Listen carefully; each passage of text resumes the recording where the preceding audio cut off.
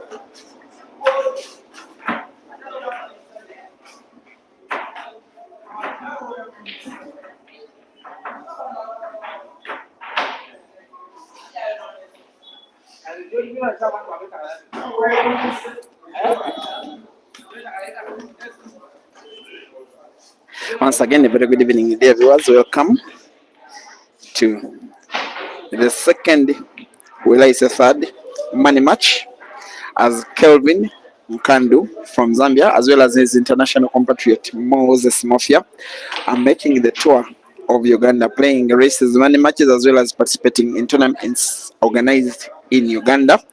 An event that started late last week and is still ongoing for a time that is yet to be precedented. In today's match, we are based at the Kampala Pool Arena in Chibuya, right in the middle, right around the middle of Kampala city, alongside the Entebbe Road, just off Salama Road. It is Ibrahim Kayanja, one of Uganda's best players, nicknamed the Real Machine, taking on Moses Mofya, one of Zambia's best players, nicknamed Chinaman. They are racing to 15 for only $400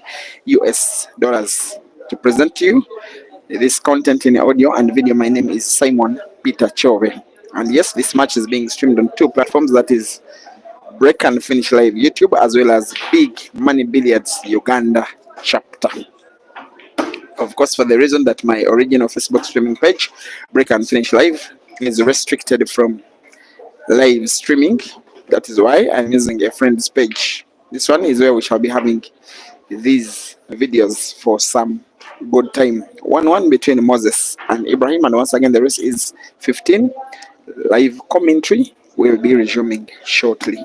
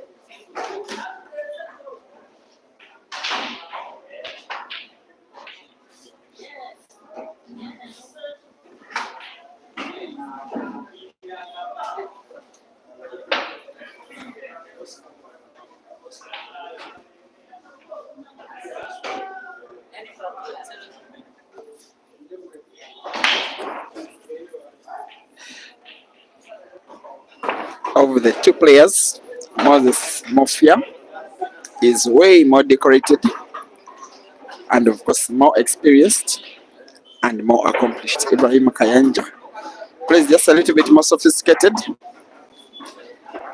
but is also enjoying home advantage because the match is in Uganda and he is Ugandan. His biggest achievement on Zambian soil, Ibrahim Kayanja, was in 2022 when he played up to the semi-final of the All Africa Pole Championships. They were organized at the Olympic and Youth Development Center (OIDC) in Lusaka, an event that was won by South Africa's Aiden Joseph. Ibrahim Kayanja came fourth after losing out in the semi-finals to the eventual first runner-up, that is Rivaldo Jiven, also of South Africa. Since then, I don't remember him playing any match against any Zambian player till now. And as for Moses Mofya, the first time I do remember him encountering any Ugandan player was way back in 2014 at the All Africa Pool Championships in Dar es Salaam, Tanzania.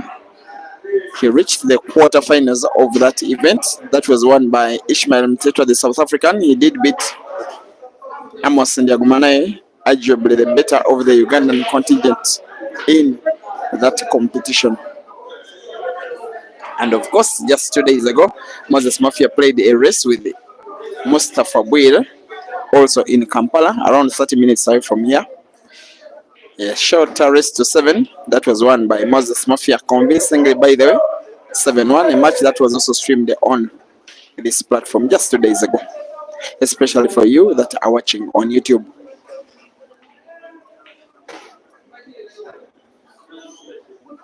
In terms of experience, Moses Mofya is not at the same level with Ibrahim Kayanja, who has been exposed to international pool only for 2 years, while Moses Mofya for 10 years and still going strong. He was part of the Zambia national team that won the All Africa Pool Championships in 2022 on home soil. That event that I've just been talking to you about, the team event, was won by Zambia. Then the following year, 2023, he was part of the Zambia national team that participated in the World Black Ball Championships in Tangier, Morocco. They came second to England. While in terms of international exposure, Ibrahim Kayanja's biggest achievement is that semi-final place in the All Africa Pool Championships in the singles category. In that year, the Uganda national team came third behind Zambia and South Africa. The Uganda team did have Ibrahim Kayanja, the Zambia team did have Moses Mofya. So these two guys are not strange to each other at all, while they are meeting on the table for only the very first time in their respective careers. And also, just about 8 days ago, the Zambian club, Eagles Polo Club, Team Eagles, did win the Grand Mchana Open Championship Teams category by beating the Kenyan team, one of the Mchana teams, I think Chili's. No, the Chili's Lions in the final.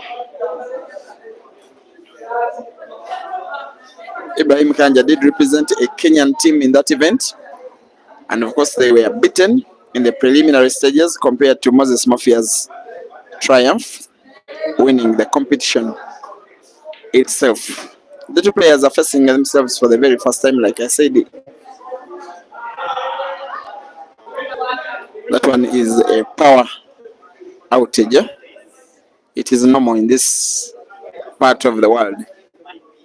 I'm hoping it will be sorted anytime not so long from now, and then the match shall resume immediately afterwards.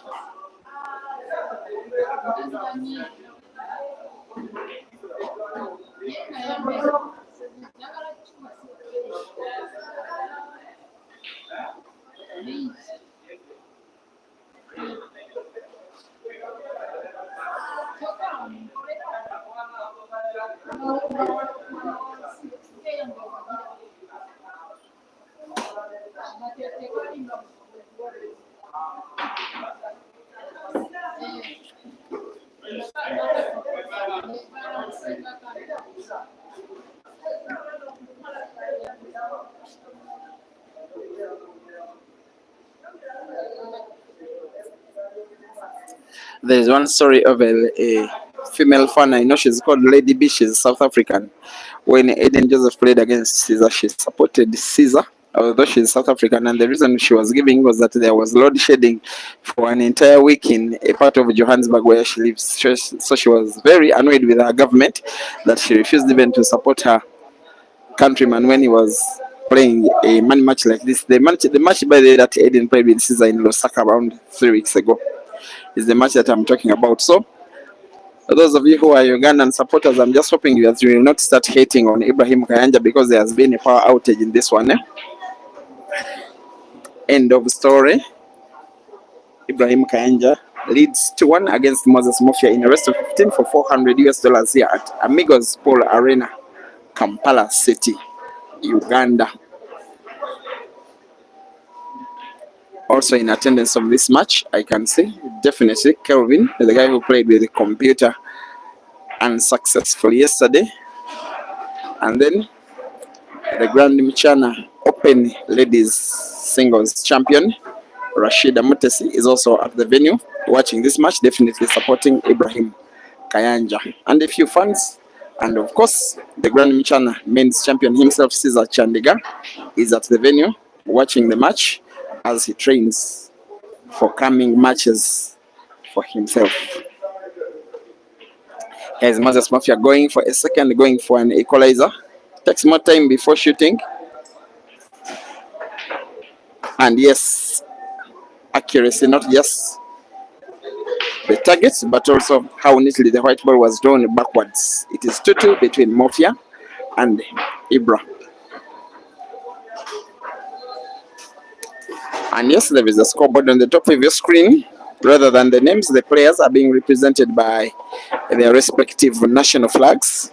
Yes, on the left is the black, yellow, and red for Ibrahim Kayanja and Uganda, while on the right is the black, red, and predominantly the green for Moses Mofya and Zambia. It is 2-2 here at Amigos Pool Arena in Kampala, and it is Ibrahim Kayanja to break.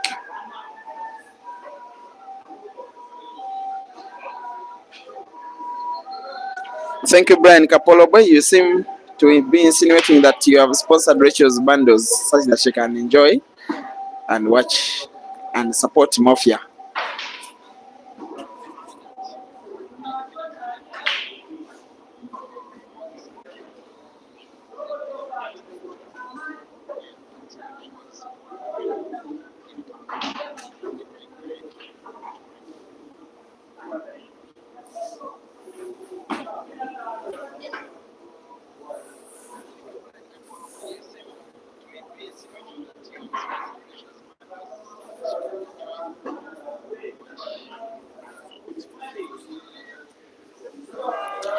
And rather not surprisingly, the two players, Moses Mofya is more confident of the victory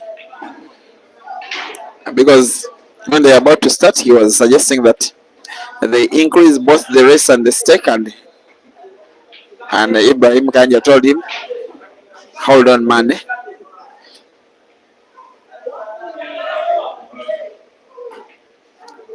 And Moses won a lot of respect for Ugandans with the performance he did put up against Mustafa Bwede. And Mustafa Bwede was at his own home turf where he lives and stays and trains on a daily.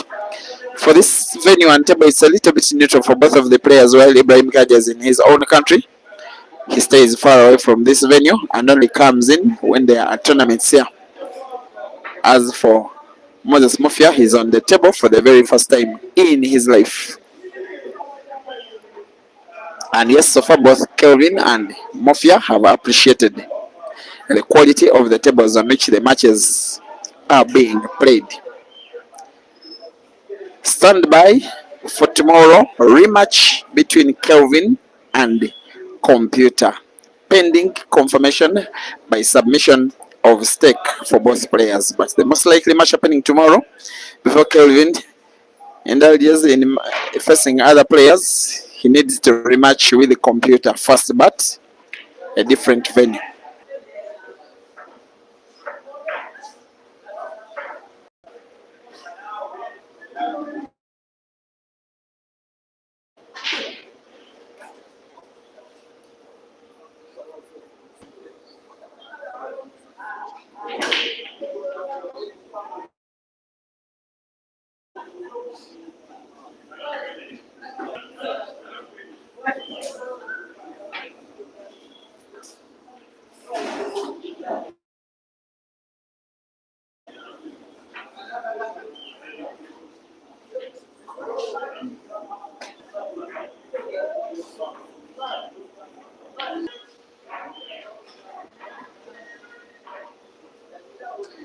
And for folks watching on YouTube, apologies. There has been that little network glitch, but I think now it is sorted.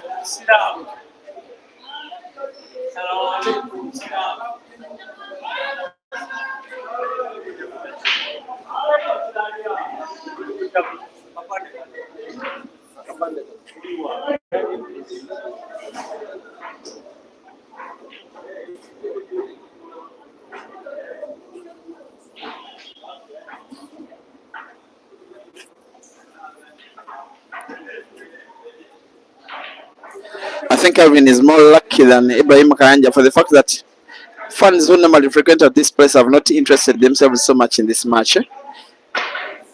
There are so many players around, they are choosing to go about their business. Just about 10 guys or so are choosing to watch this action. The notorious Bashir Kavuma.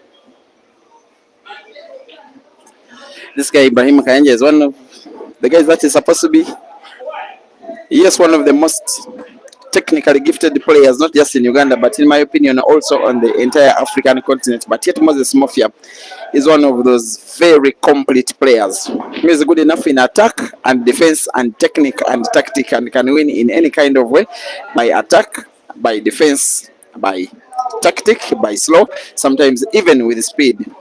For now, these two guys are cancelling each other quite very well. 3-3. A match that could maybe go all the way to the wire. It reminds me of yesterday's game that went toe to toe between Computer and Kelvin up to the 15th frame, when Computer won about 7 in a row. And Kelvin started fighting backward, but the fight was too little, too late. Ibrahim Kayanja 3 and Moses Mofya 3. Rest 2, 15, $400.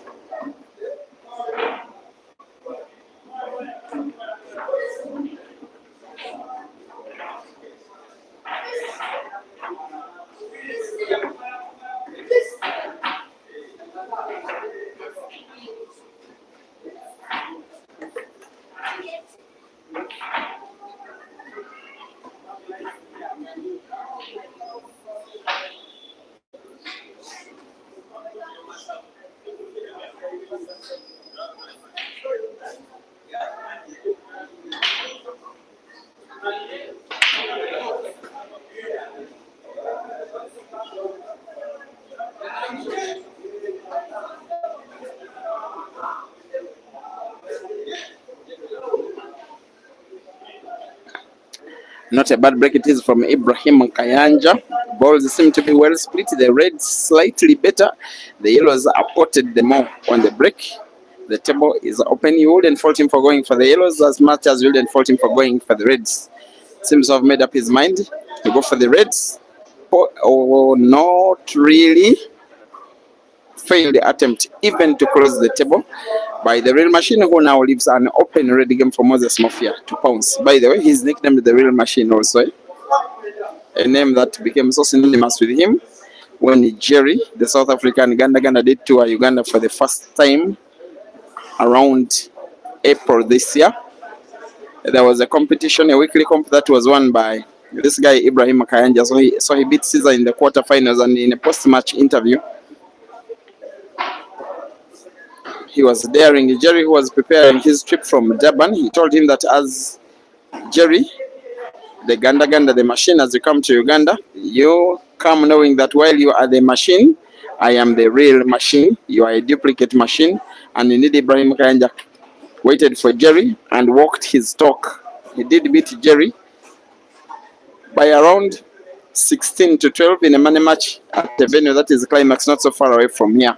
And he told me, he said in another post-match interview that I told you I am the real machine. Since then, it is his more renowned nickname, Ibrahim Kayanja, the real machine. The only nickname that I know for Moses Mofya is just Chinaman. I don't know why guys call him Chinaman, but they call him Chinaman, and it seems he's okay with it. Actually, I heard William Soko call him Chinaman, but William, I know you're watching. Maybe you have to tell us the reason for which this guy you're calling him Chinaman.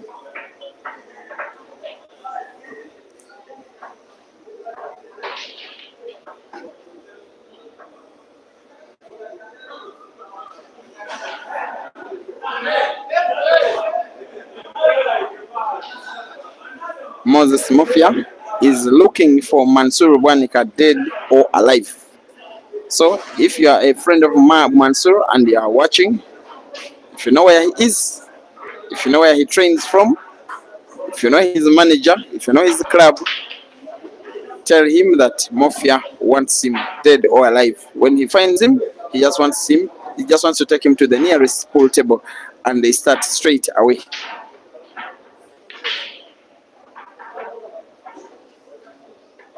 For now, Moses Mofya is trying to regain the lead that he's been having.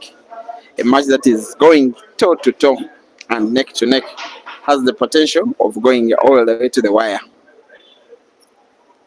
And irrespective of who wins, if in case it goes to the wire, I think Paul will have won.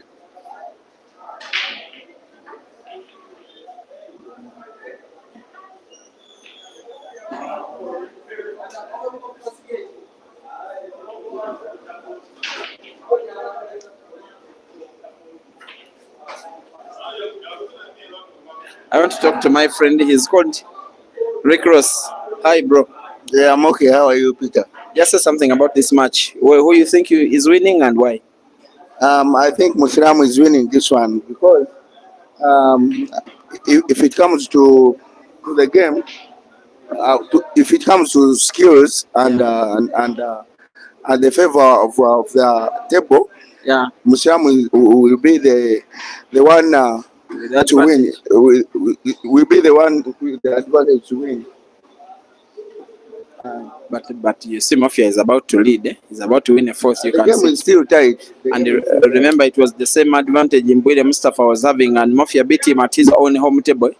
Maybe Mofya to win. It will be like Mofya is fit. He's more fit than Musilamu. Musilamu these days he doesn't train, but Okay, that's it. He's starting to change his statement after seeing stuff that is going on. But 3-3, Moses Mofya needs a big pot of this black ball.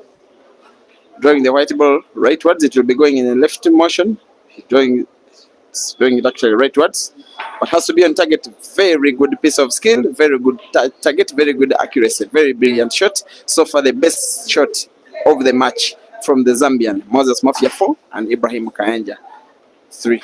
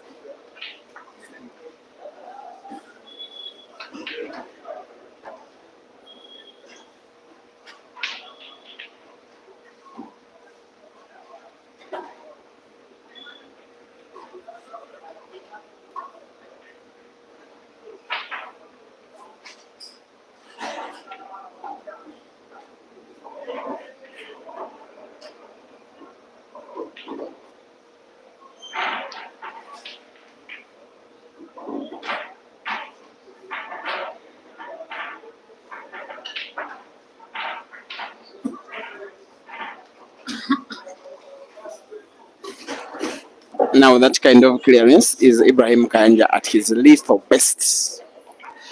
Those features may have looked a little bit obvious, but believe me, they are not. He needed to move the right ball around and avoid any contact between that right ball and any of his opponent's yellows, and in the end being able to make that clearance and made it quite neatly.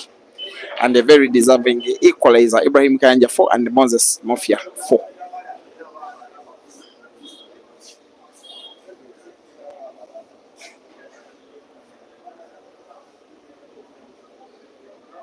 Remember, Ibrahim Kayanja did win the lag, so he will be breaking all the odd numbered games. Frame 1, frame 3, frame 5, frame 7, frame 9.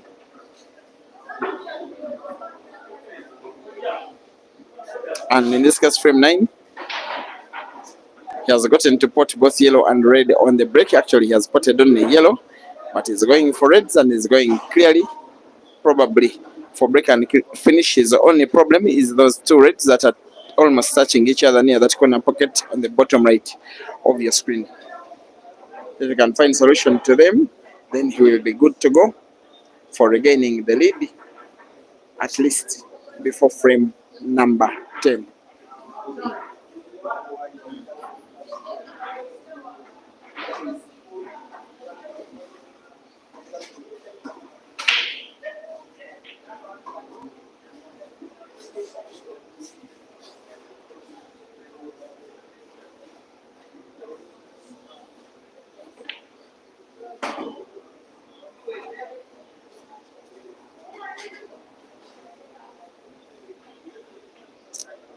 It seems folks watching on Facebook are complaining of the network.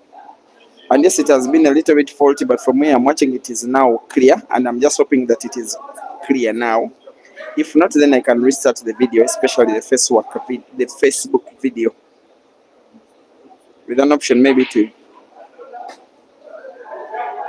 use different network provider, but it is looking okay from where I'm watching. Please clarify with me in the comment section if it is okay from where you're watching. But what is okay is for Ibrahim Kayanja to be making by break and finish frame number 5 for himself and for Uganda. There he goes. on the red, which will most likely be rolling to the corner pocket on the top left, which gives him natural black. Natural white ball for the black. So he goes for the center pocket. White ball just moves the black ball a little bit further. Needs to put that black ball, but only with sharp cut to the corner pocket on the top right. Having to control the white ball. Both are done quite well. The pot and the movement of the white ball. It is Ibrahim Kayanja now 5 and Moses Mofya 4.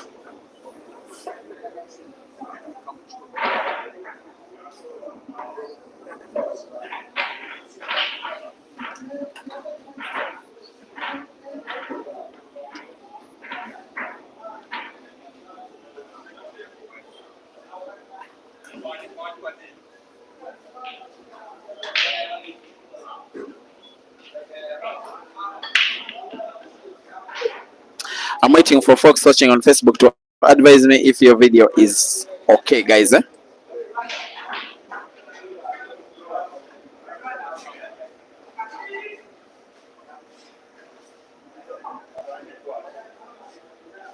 Okay, I'm going to try and change the service provider for the Facebook video in around 30 seconds, then I see if there will be an improvement.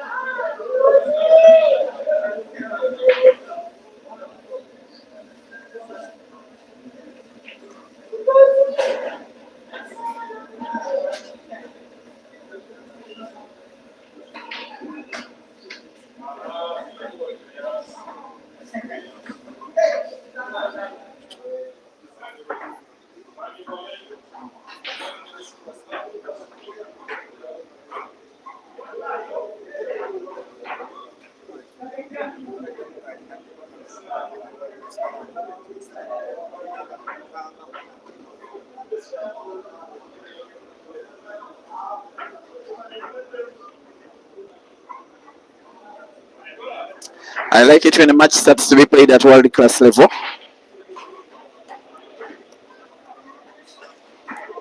the fourth and fifth frames that Ibrahim Kayanja won, the fourth that Moses Mofya won, and then seemingly a fifth that Moses Mofya is winning are all being played at a very, very, very high level, which is exactly what you guys I know that will be wanting to see. Now Moses Mofya needs to put that red ball to the corner pocket on the bottom right, drawing the white ball backwards to put black to the center pocket on the right. It is what he's aiming for. He does a slightly different shot, but with exactly the same end result, which is the pinpoint accuracy. Moses versus the black to the center pocket. Now on the left hand, 16, again with one visit clearance. Just as did Ibrahim Kayanja in the last two frames. It is 10 frames played, and Mofya 5, Ibrahim Kayanja 5. And I do hope that the network issue on the Facebook video has been rectified simply by changing the network service provider. Okay, switching from Airtel to MTN. Sorry, Airtel people.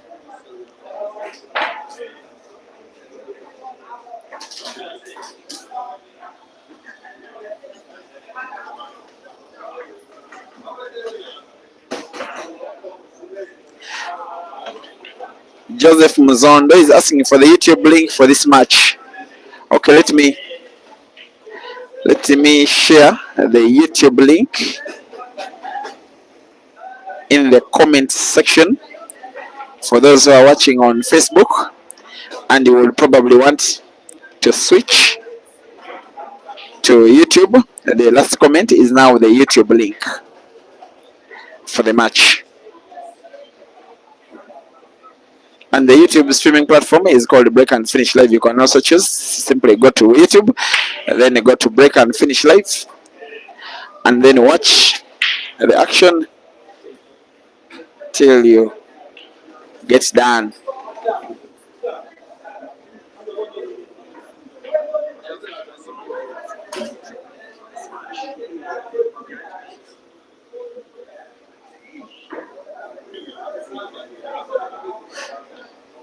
For the first 10 frames, the guy that takes the trophy for breaking better has been Ibrahim Kayanja, no shade of a doubt. Not that Mofya's breaks have been any bad. The few times that Ibrahim Kayanja has played many matches here, actually not so many. I remember he was beaten by Dog City. Maybe it is the only money match he has ever played at this venue. He hasn't been playing so many money matches this year. He played and lost to Malvan Mokonza, the Zimbabwean, around 5 weeks or so ago. It is the match in which Malvan Mokonza did split fire later, inviting Ibrahim Sejemba, the one that he called the small guy, in a money match which they played the following day. The one whom he said plays like he doesn't want to play.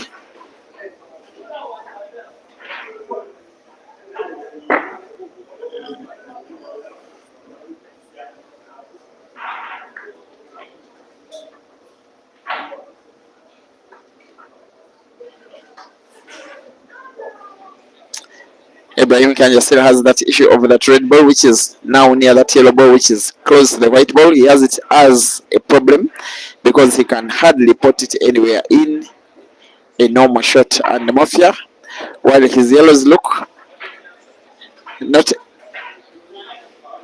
a very good balls, but especially in terms of space, he will be counting on that one. Maybe for Ibrahim Kayanja, that the fact that for Moses Mofya, the fact that Ibrahim Kayanja will hardly make a clearance, by Mofya is actually playing a yellow ball to occupy that same pocket. He came short.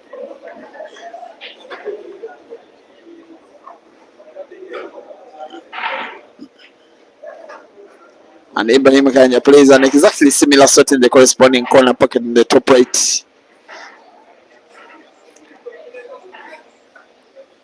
Maybe Mofya will be playing now to occupy fully that corner pocket on the bottom right with his own yellow.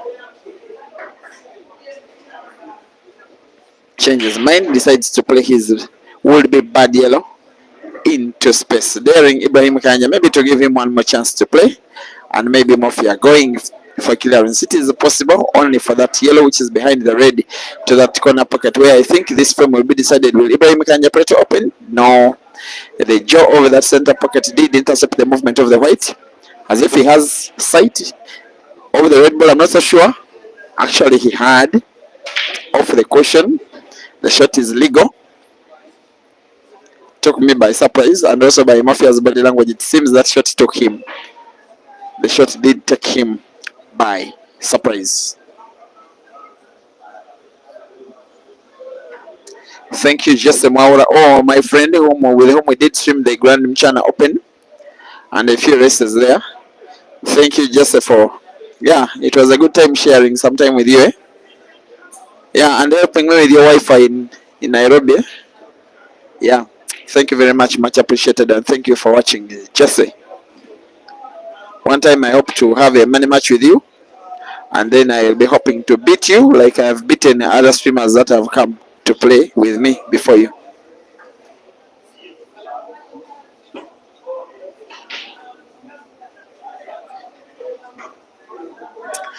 And if you're just joining the stream, the Ugandan Ibrahim Kayanja and the Zambian Moses Mofya are currently drawing 5-all in a rest of 15. And these guys gave me $400 before the match, and they gave me permission to give it to the first player to 15 in this match. And Moses Mofya won the war of words between the two players before the match started, because he suggested to Ibrahim Kayanja to increase the stake. And while Ibrahim Kayanja is the home player, he did suggest no. That speaks to the amount of respect he has for Moses Mofya. Of course, Moses is the more accomplished player.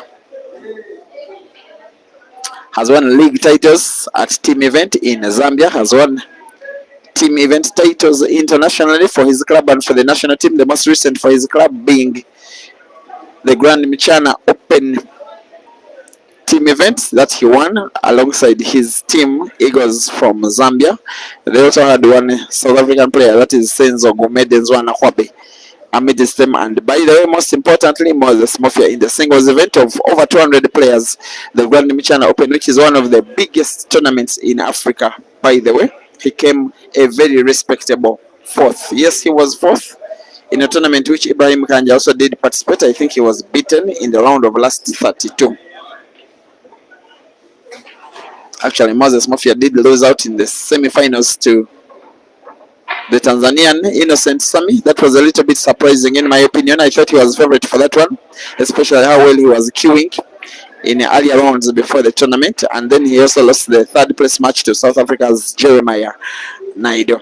But for now, Ibrahim Kayanja will be going for the black, maybe to the center pocket on the left or the corner pocket closest to your screen on the left. He goes for the corner pocket and misses. That was not very good game reading, because the space was too little because of the existence of that yellow ball.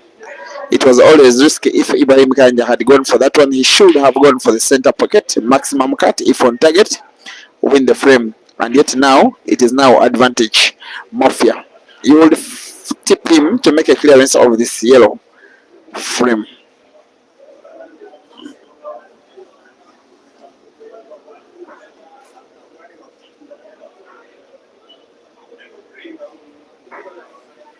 Moses has made it a little bit difficult for himself, because he now has to put maybe two of the best balls he has being on table.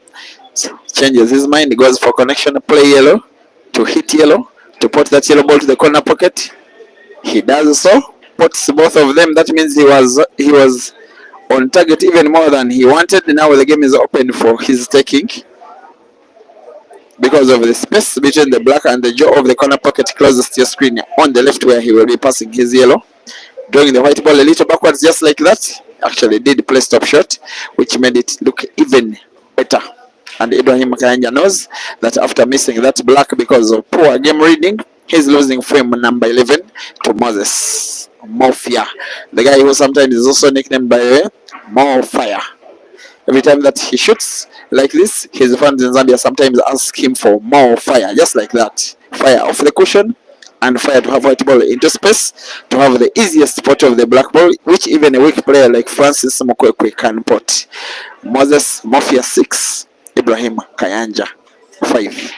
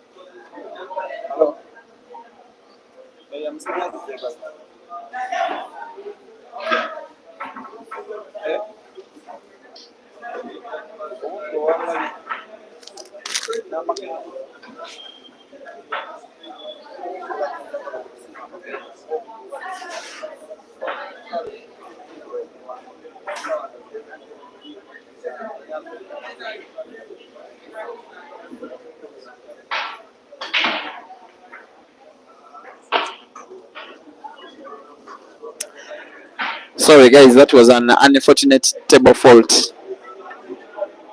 Balls could not come out of the tray, and this is the best pool table in the venue, which has 8 more of them, all of them good, but this one is the best one. Normally where the money matches and tournament finals are played, so we just didn't want to compromise quality, most especially table bed. We didn't want to move to a different table, just not to compromise the table conditions. We have decided to remove the ball tray, and then balls fall out and they be moved manually as the management works on their table tray. For now, 6-5, the Zambian in Moses Mofya leading against the Ugandan in Ibrahim Kayanja in a race to 15 for $400. And yet Moses Mofya now gets it wrong on the break to provide the advantage to Ibrahim Kayanja to equalize and leave the frame and the match going toe to toe as it has been all match long. We are at the new Amigos Kampala Polo Arena in Chibuya, right in the middle of Kampala City. Second floor of the building where we have this arena that, by the way, has hosted quite a number of tournaments this year. Some of the most memorable events have been here. Who remembers that ATA 32-man comp that was won by Caesar? I think he did beat, was it Hazard in the final? A tournament that was played on time when Caesar beat Mansour on penalties after time elapsing after Caesar equalizing when he needed less than a minute to win a frame, which he did, and then winning the match on penalties. That is so memorable. Then another final of a 64-man double elimination comp that was played over 2 days. It was won by Mansour. He did beat Caesar in the final. And of course a few lady comps as well as this place, by the way, which is the venue for the Ugandan League team, that is Mokono Ladies Pool Club. The place, by the way, is managed by former Uganda national champion ladies category, that is Rokia Naiga, as manager, not venue owner. So those are some of the things that make the venue special. Also the fact that it is within the city, where most of the pool players who like to frequent themselves within the city do come for practice.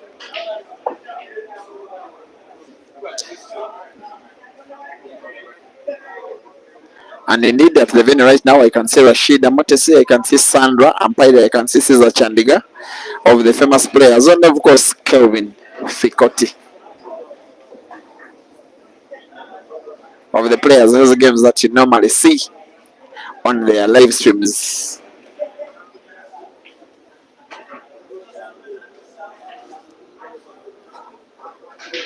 But the manager, Rukia, is having an off day today. She's missing in action. What is not missing in action is the good shots, and of course some of the unforced errors, like you've just seen Ibrahim Kayanja getting himself a dead ball when he attempted to make a clearance. Is going for a bank and gets it wrong. Advantage, Mofya.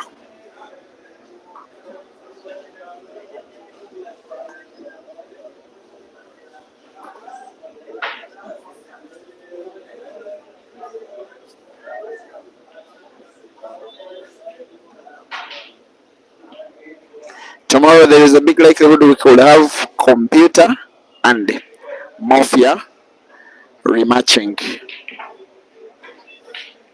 After Ibrahim Kayanja's miss, we have a miss by Moses Mofya, but for Moses Mofya, the shot did have a defensive element in it.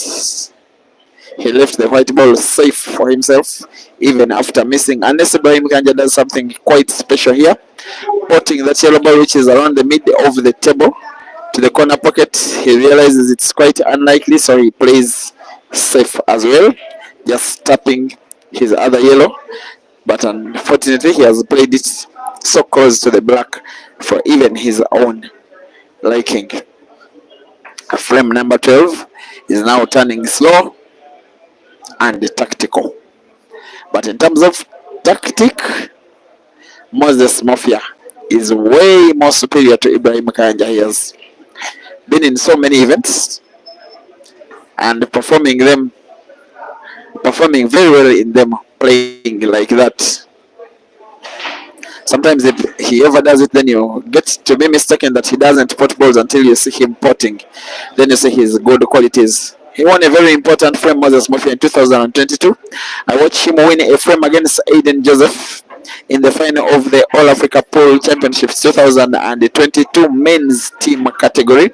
He is the guy whose frame won the All Africa Pool Championships for Zambia. And I remember in the fan stands, Rachombe was shouting her throat out, shouting the engine all night long. But how about this from Ibrahim Kayanja? What a recovery. This match is a gift that has been giving ever since it started.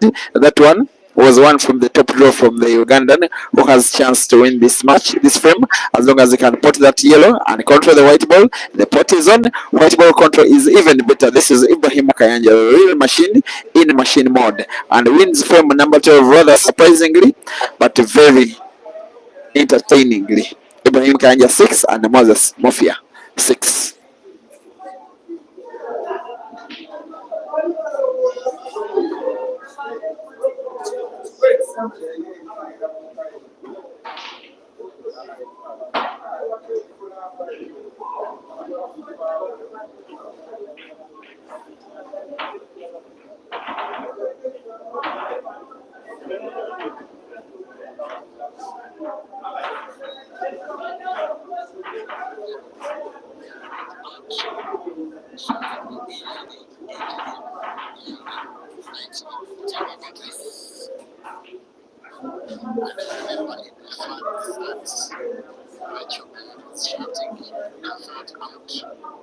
Shouting engine all night long.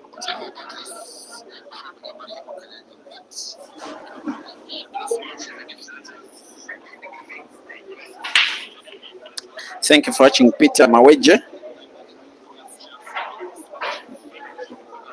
You're watching on YouTube. To see my Matthias, you want me to tell Caesar to join me in the commentary. Caesar is a player, not a commentator. But he's at the venue, he's doing some practice. He chooses his venues where he plays his practice. He doesn't have a sole practice venue. He moves from place to place in the days of the week when he has time. And today he has chosen this as a venue, but I know he knew probably that it will coincide with this match, so he will play in the environment of his friends. Both of these guys are his good friends, by the way. Lawrence Kato, thank you for watching. Vibes. Valeria Crush, definitely supporting Ibrahim Kayanja. I want to investigate why Valeria Crush always supports Ibrahim Kayanja. Why always him? And then after the results, I give you, after the investigation, I give you the results of my investigation. Martin Malala, thank you for watching and supporting Mofya. The update, they are pulling for $400 US. Johnny, away, you're right that yes, the electricity interruption and as well as the table fault do affect the players' concentration. Yes, it is very true. But we could not do so much about that. Dahaf Kokli, thank you for watching. Dennis Mwanga.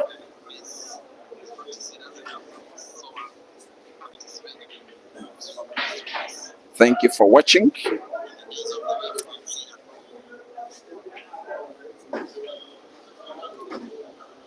Conwell Kativo, watching on Facebook. Thank you for watching and welcome to the stream. Gibson Katambala. Jimmy Golden Manyen, also watching on Facebook. Tatenda Masbara, always watching. At one point you think that Moses Mofya is giving up. There is no way that he can give up. He's the most senior player.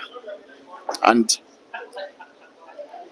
if this match were to be played on a neutral ground, in a different country, say Kenya, like if they played during that Mchana Open, if they played this race there, I would be telling you that in my opinion, the Mofya was an overwhelming favorite. But this one I can say 50-50 because the most senior player is away from home. It doesn't mean that Ibrahim Kayanja cannot beat Mofya, even on a neutral venue. He is more technically gifted. Moses Mofya is more complete as a player.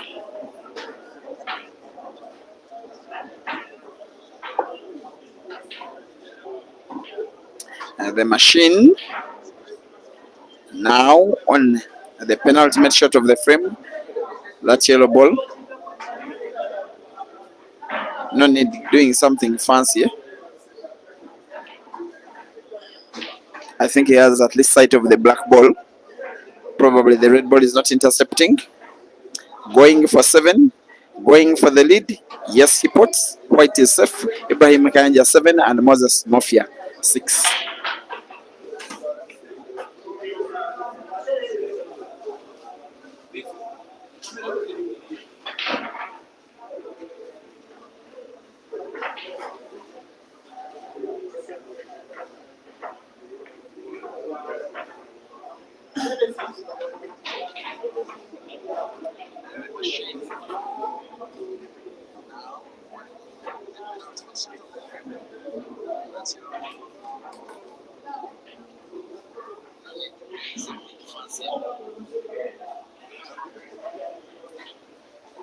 Thank you, Chilala Modala. You're watching from Livingstone in Zambia, definitely supporting Mofya. I once got a chance. I actually spent a night at Livingstone last year after that billiards cafe double elimination competition, the one that was won by Jinte. The tournament in Bulawayo at Queens was coming up in 2 weeks, so we had to travel by road from Lusaka to Bulawayo, of course via the border between Zambia and Zimbabwe at Livingstone. Then I got a chance the following morning to see the Victoria Falls, and that is one of the best moments of my life. But the thing that I saw is that you Zambians are being cheated by the Zims. I saw clearly that the Victoria Falls are in Zambia, but it's the Zims that are making money from. Actually, they are making the big chunk of the money. The falls are clearly in Zambia, but viewing them best is in Zimbabwe. So the Zimbabwe government is making money from a property of Zambia. And I hope that one doesn't spark off another war between Zambia and Zimbabwe. I'm kidding.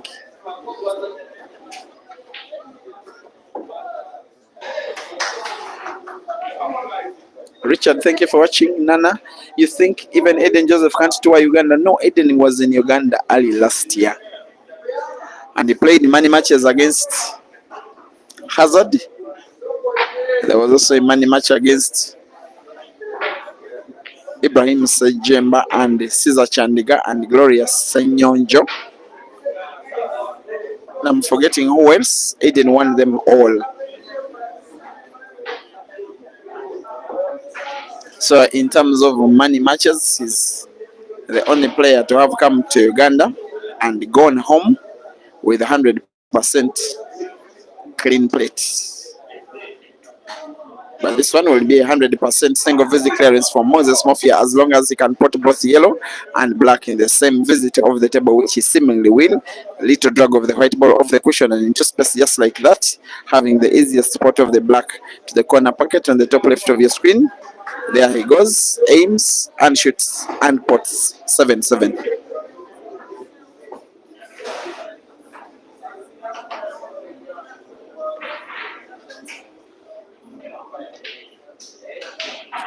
Alan Kalyango, this venue is Amigos Kampala Polo Arena, just off Salama Road from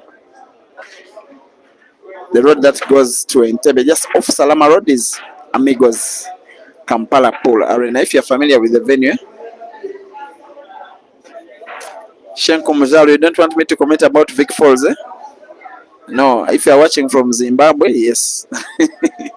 You guys don't like me speaking about it. It's what I saw. What I saw was that the falls are in Zambia and the Zims are making good money from it.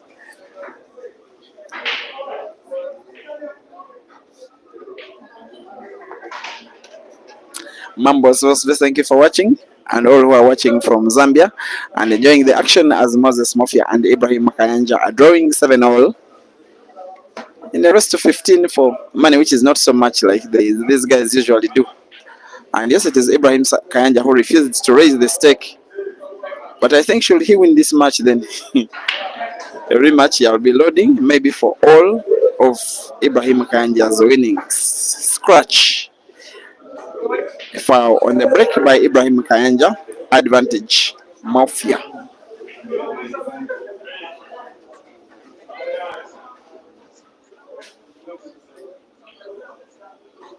Colonel Katiba, thank you for watching.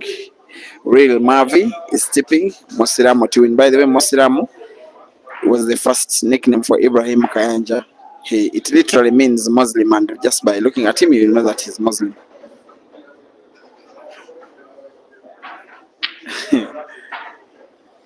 Jackie Tidomwenoka, watching all the way from Tanzania. Stop being stubborn.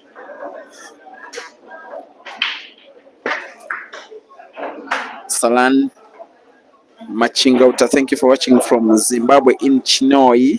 Well, Mallory Nasilele, you will build a great wall of Zambia,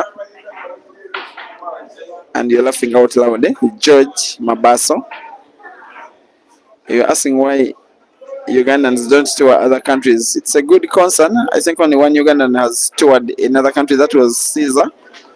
He toured South Africa. I think earlier this year, it must have been February. Played a few money matches, was beaten twice by Jory, but beat the rest of the players.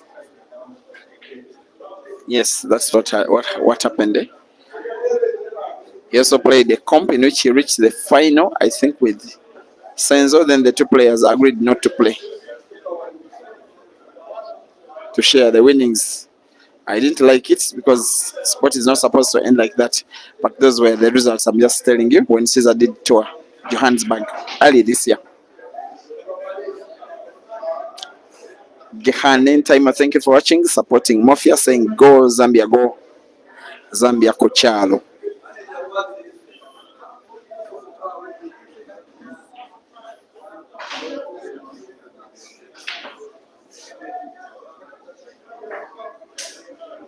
And one thing that is very easy to see when Mofya is playing, maybe a difference between himself and Kelvin. Well, Kelvin could be probably a better shooter. Mofya is more difficult to beat.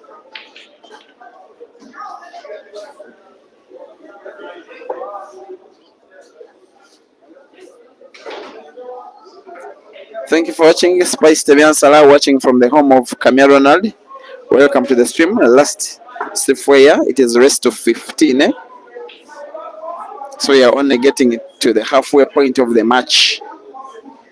And you cannot call it for either Mofya or Ibrahim Kayanja. Sir Gibson Mwila, thank you for watching in Zambia at Kaunda Square. You're opening up a pool arena with 3 pool tables. I wish you good luck in the business. We'll call it GMC Billiards Arena. I wish you good luck. And I hope that one day I come and I play a game with you. And then I get to beat you like I beat Francis Mukwekwe. George Mabaso. Yes, you say Hazard came to South Africa, but he was still a fish. He was not a fish. He stayed in South Africa for some good time, but you can tell us, you can advise us of how he was performing, because by then the game was not yet on social media extensively like it is nowadays. What is on social media is an attempt by Moses Mofya to win an 8th for himself, and watch a match this one is turning out to be, pound for pound, frame by frame, black by black, clearance by clearance. These guys are sorting each other out very perfectly. Moses Mofya now 8 and Ibrahim Kayanja 7.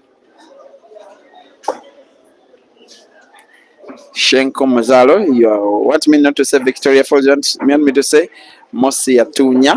Yes, I know it means the smoke that thunders. And how do you think I got to know that? You can thank me, Zikomo. Willie Buali, thank you for watching.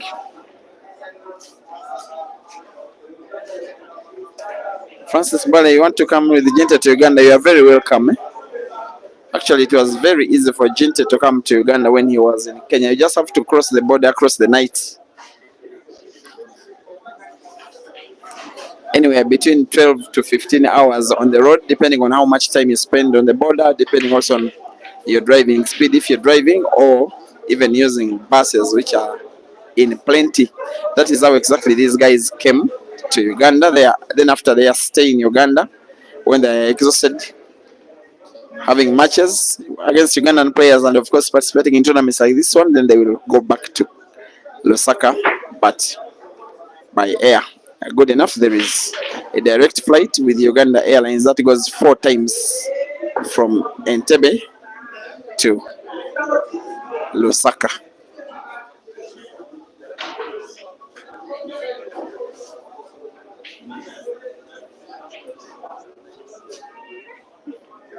Sikelela Nokefe is asking if Hazard is going to play with one of these guys. Yes, keep your fingers crossed.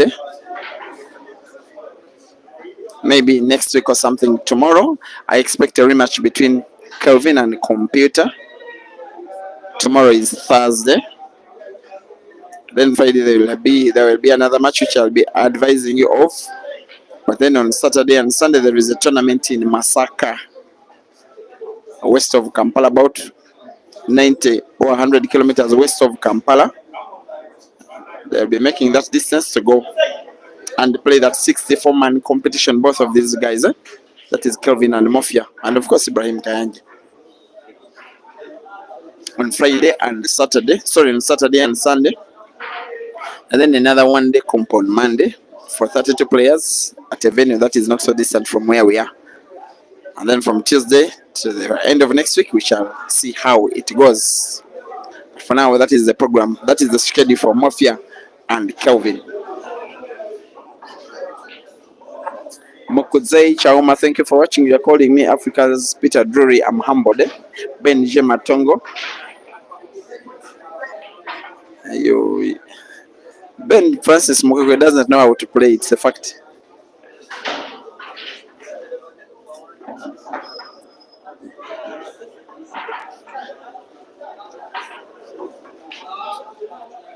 In the meantime, it is 7-8. Moses Mofya leading against Ibrahim Kayanja in a race to 15.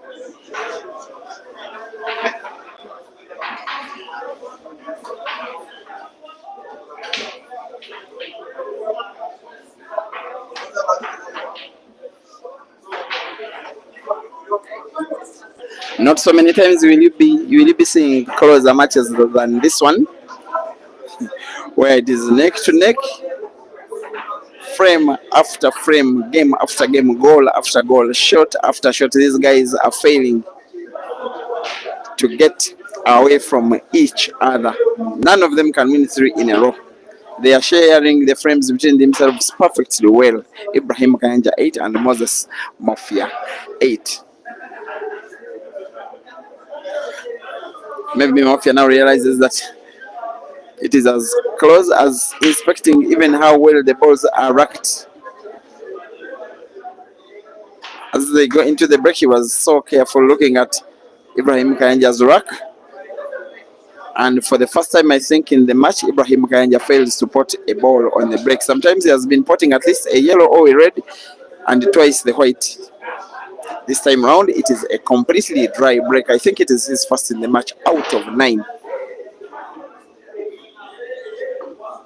Moses to try and utilize, and then the power does the things that power has been doing today.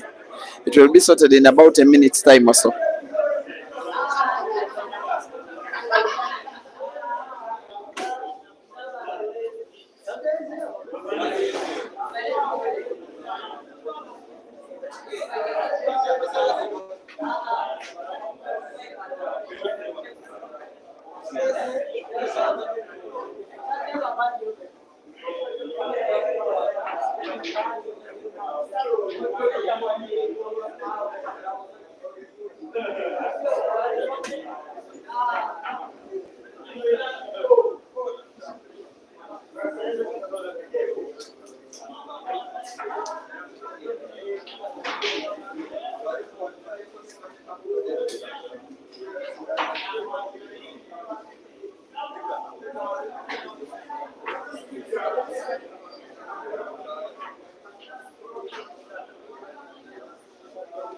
As power returns, be reminded of a likelihood of a rematch between Kelvin and the computer. Maybe sometime tomorrow, maybe one match, 1 hour earlier tomorrow, but a different venue, and not yesterday's venue.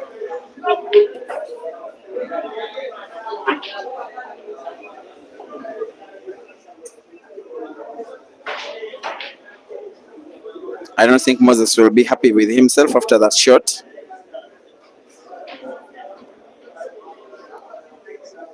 As he used the white ball to open up the game, he ended up opening up Ibrahim Kayanja's game. The more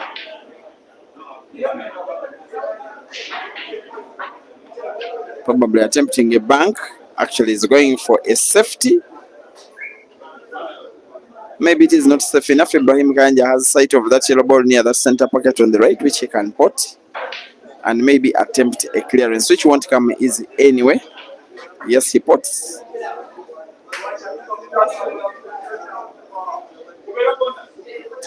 Ibrahim Kayanja did make a name for himself early 2022, about 2.5 years ago, simply by playing money matches. He was one of those street players, if you can call them, playing those hustling games until he decided to just become annoyed. Got a new manager for him, a manager for himself for the first time. He was called El Majid Naruja, who in 2022 did support him play money matches against all of Uganda's top players and won quite a few.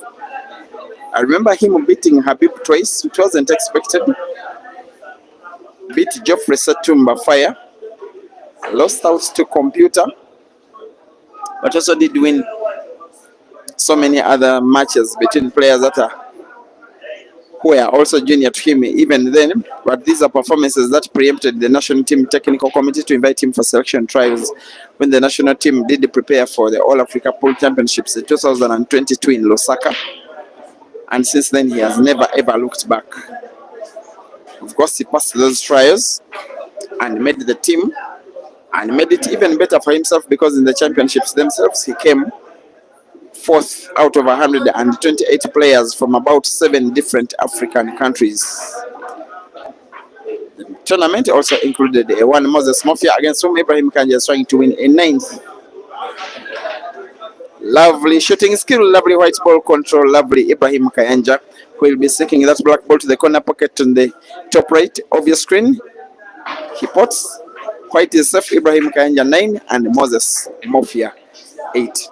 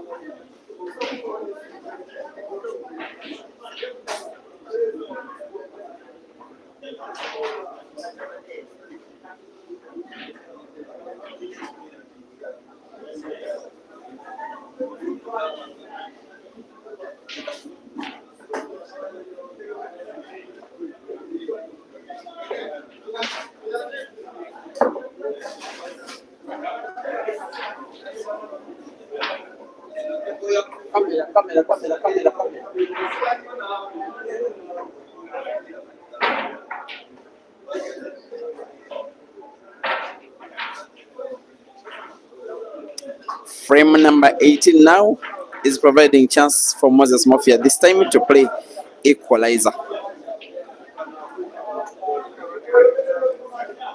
His little problem is having white ball almost touching one of his yellows. I'm not so sure it's touching, but whether it's touching or not, it is too close for his liking. The two players agree that it's not touching.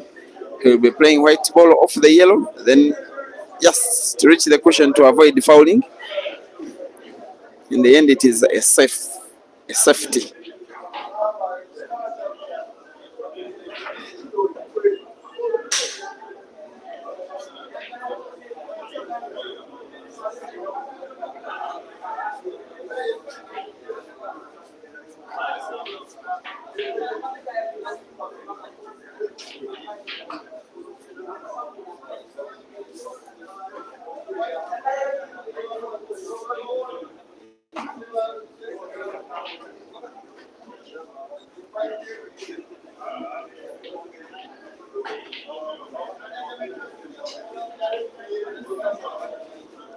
If he can sink in one of his yellows, Mofya, and then maintaining white ball for another pot, then maybe he'll be good enough for a clearance. The shot is completely off the target, allowing Ibrahim Kayanja a chance to roll that red ball. He's looking up to the corner pocket diagonally on the top right of your screen, maybe even the center pocket on the right. But the diagonal shot allows him a better chance after potting to get white at least for one more red. There he goes, diagonal, and misses.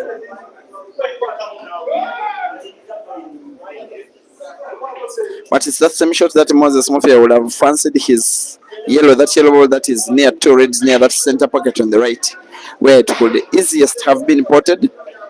I think Ibrahim Kayanja, after that, will not be so unhappy with himself in that shot. Will Mofya be playing to open up the bad yellow? That is the shot to open up the bad yellow. Very good shooting from the Zambian. And yet again, the white ball comes short of giving him an obvious spot.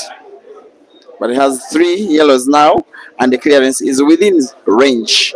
That yellow to the corner pocket closes to your screen, then the one to the center pocket, and then the third one to the corner pocket where he has just spotted that previous yellow. This one will be one of the better clearances of Mofya if he does make it happen, especially in the manner that it did come first by him, playing an unexpected opening of that yellow ball, which was so close to Ibrahim Kayanja's reds near that center pocket on the right. He has to pot. He must pot here, and then maybe find the white ball. He pots and finds the white ball. I think this one will be okay. Moses Mofya showing the other side of him that is not about tactic and thinking and taking time between shots and playing defense shots, that he is also an equally good player when it comes to the offensive side of the game as he faces the black to make it 9-9 for himself against Ibrahim Kayanja. Black is potted, white is safe. Mofya 9, Ibrahim Kayanja 9.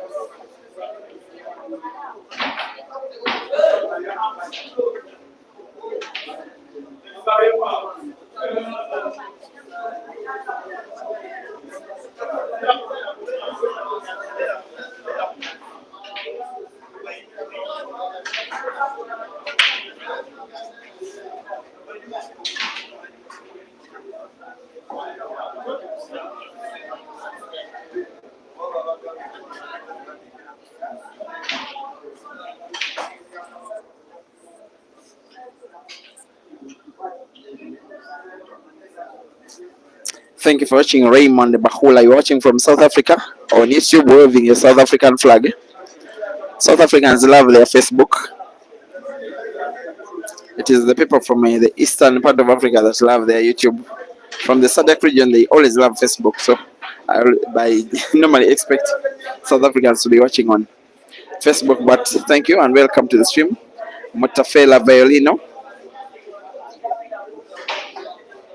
You think the one that will lead by 2 will be the one that will win the match, okay?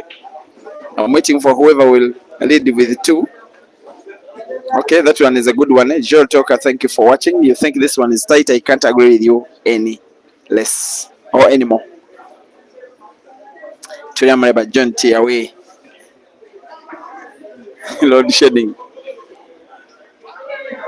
Don't be like Lady B, a viewer from South Africa who decided to support Caesar in a money match against Aiden because when she was watching, there was load shedding in Johannesburg, and because of her being very angry with her government, she decided to support Caesar instead.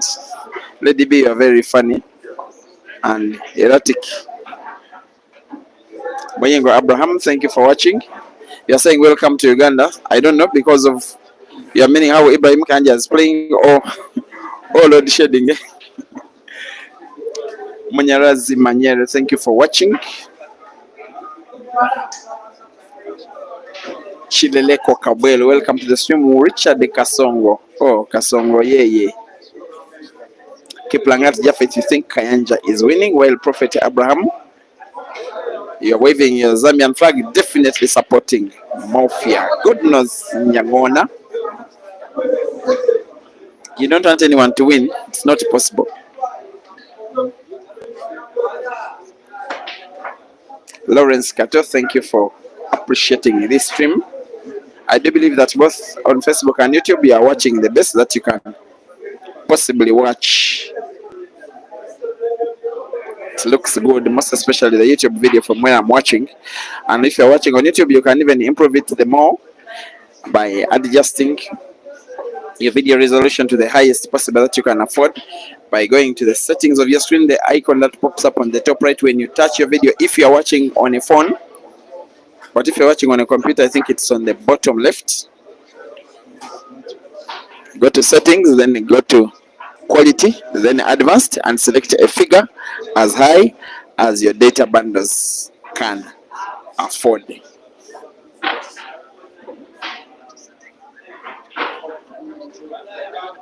And for this one, the highest resolution that is accorded by YouTube, those who are watching on YouTube, is 1080 megapixels. That is pure HD quality.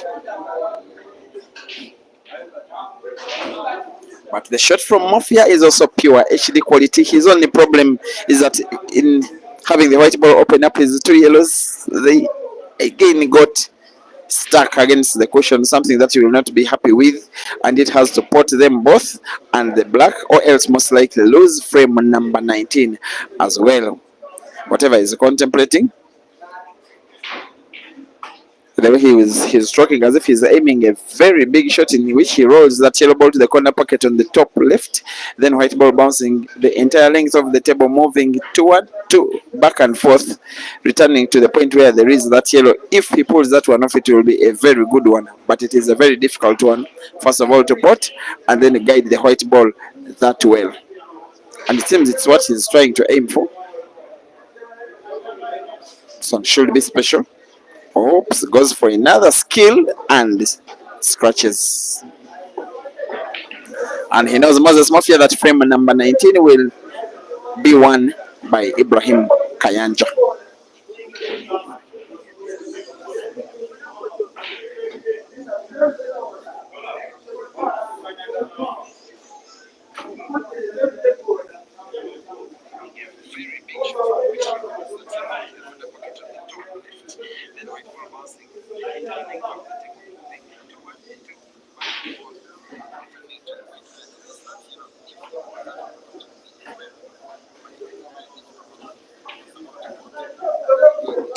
And also thank you for watching from Facebook. Samuel Kimaru Gaita, you're watching from Doha, Qatar. You think Ibrahim Kayanja will win? All right. Clifton Clemo uploading the shot, I think, of Ibrahim Kayanja, that free shot. Mambo Slasveya always watching.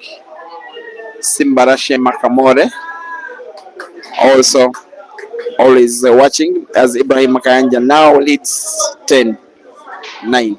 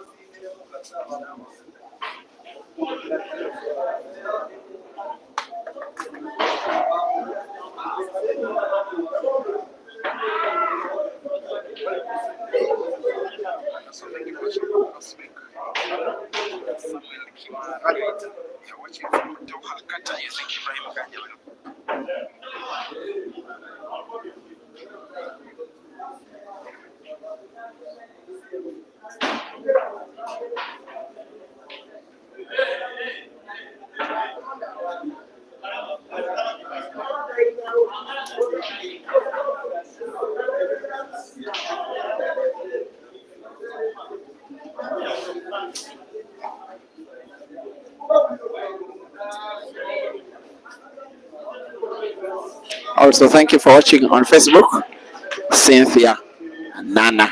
As again, Mofya fouls on the break.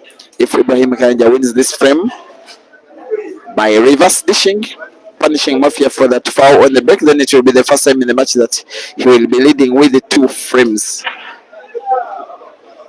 There was a time, I think, when Moses Mofya also led by 2. I think it was 7-5 if I'm not mistaken. Then Ibrahim Kayanja equalized, then started neck to neck, as it has been all match long. After that, it is an open table left by Ibrahim Kayanja, but definitely he will be going for the reds. Remember that in blackboard rules, the table is left open for as long as a player gets to pot a ball on an open table. Actually, whether or not he would have potted, the table remains open after that first shot because it is only a free shot.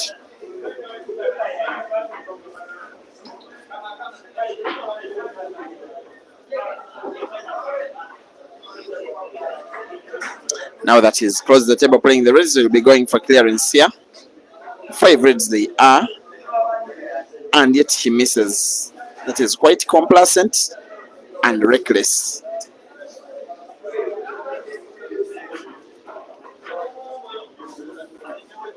You are watching frame number 20 of a money match that is going on between Uganda's Ibrahim Kayanja and Zambia's Moses Mofya here at Amigos Kampala Pool Arena in Chibuye.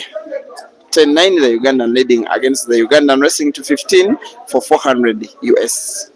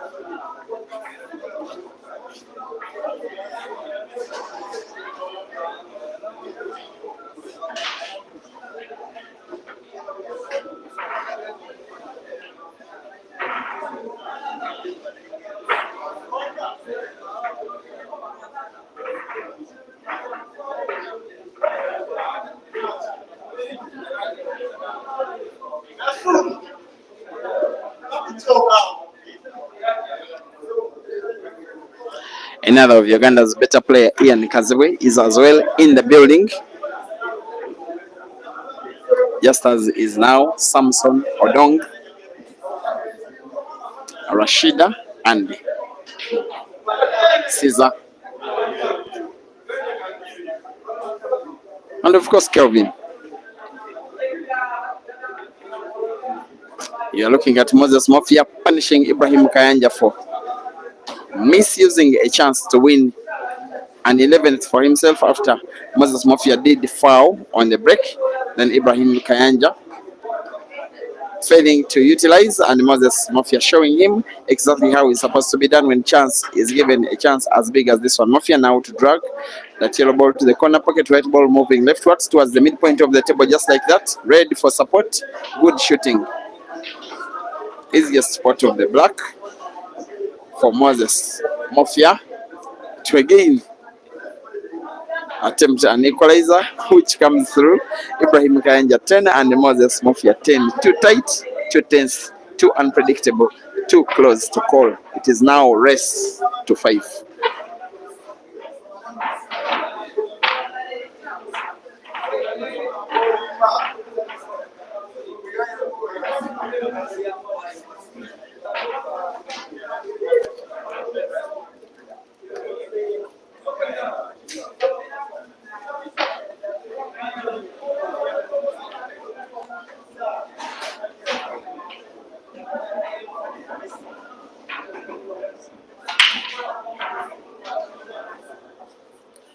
And once again, guys, this is Peter Chowe. My Facebook page, Break and Finish Live, is restricted from live streaming by Facebook. Therefore, it is why I'm using Big Money Billiards Uganda chapter. Once again, Big Money Billiards Uganda chapter for streaming matches nowadays. Every time that you are watching, please don't forget to follow the page and also share the videos to the majority of our big African family who are now locked out of these videos because they don't even know that this page does exist. They can only know if you share the videos to them, then they watch from where they are watching.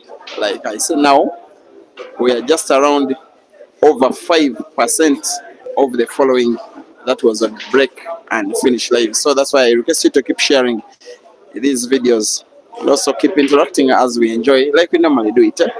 Yeah, and those who are watching on YouTube, one reason I love YouTube is that it doesn't have so many restrictions. When a warning is sent, they can encourage you to delete the video. And many times I delete the video. So once you delete the video, the page is safe. But for Facebook, when they send a warning, it comes with a strike. And after a good number of strikes, then the page is shut down. And it is the third time I am becoming a victim to music that is played in the bars when I'm streaming these games. That's why I do appreciate the management today of Amigos, because they are deciding not to have any music at all, simply to keep this live stream flowing safely.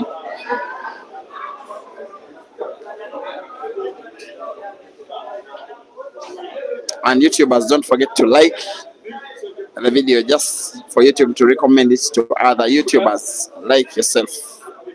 Now Moses Mofya going for single visit clearance in this match, where two players have been cancelling each other perfectly well after 20 frames 10-10, and the player that won the frame number 1 is the player that is seemingly winning frame number 21, probably attempting to put both red and black to the same pocket, actually going for black ball to the corresponding corner pocket on the bottom right of your screen, which he will simply be rolling or tapping, but definitely can't miss from this kind of range. Moses Mofya versus the black, he sinks it in accurately and neatly. Mofya 11, Ibrahim Kayanja 10. Ibrahim Kayanja needs 5, while Mofya needs 4 out of the remaining 8 frames.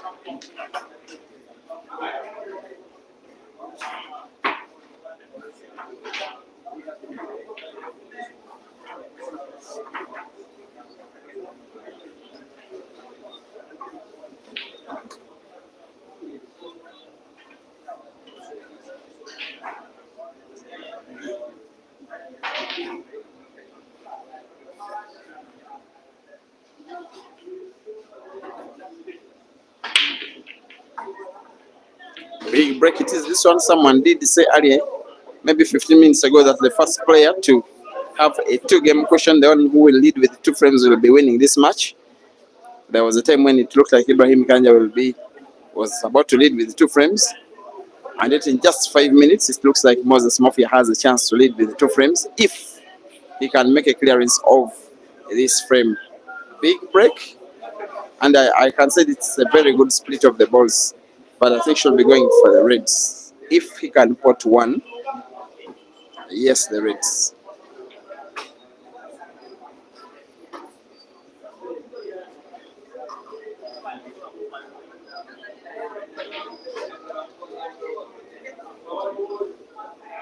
So it has been that kind of year.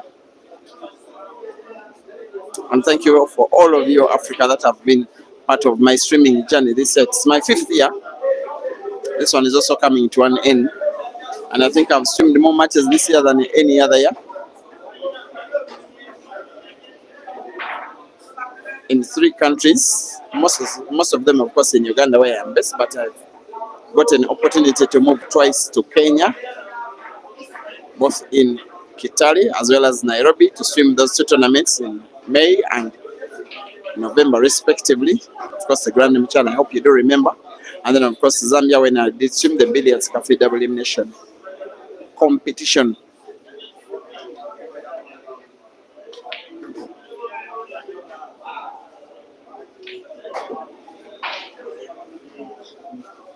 Moses Mofya is having his groove on. In my mind, I did fault him for choosing to go for the yellows instead of the reds, which we are looking better, in my opinion. That is accurate control of the white ball. Has to roll that yellow ball to the corner pocket on the top right, white ball moving leftwards, such that he can put both of those yellows to the same corner pocket, but has to be mindful and very mindful of the white ball here. And is indeed very mindful of the white ball. That is pinpoint accuracy. Not so many positions where he would have wanted his white ball to be. But again, he has to avoid white ball moving so further away from the cushion, such that he can get a good one for the black off the cushion to get an accurate one for the black.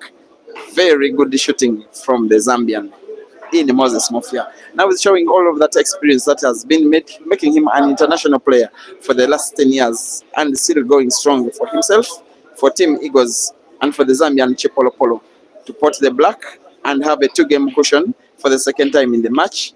There he goes. Moses Mofya, 12, and Ibrahim Kayanja, 10.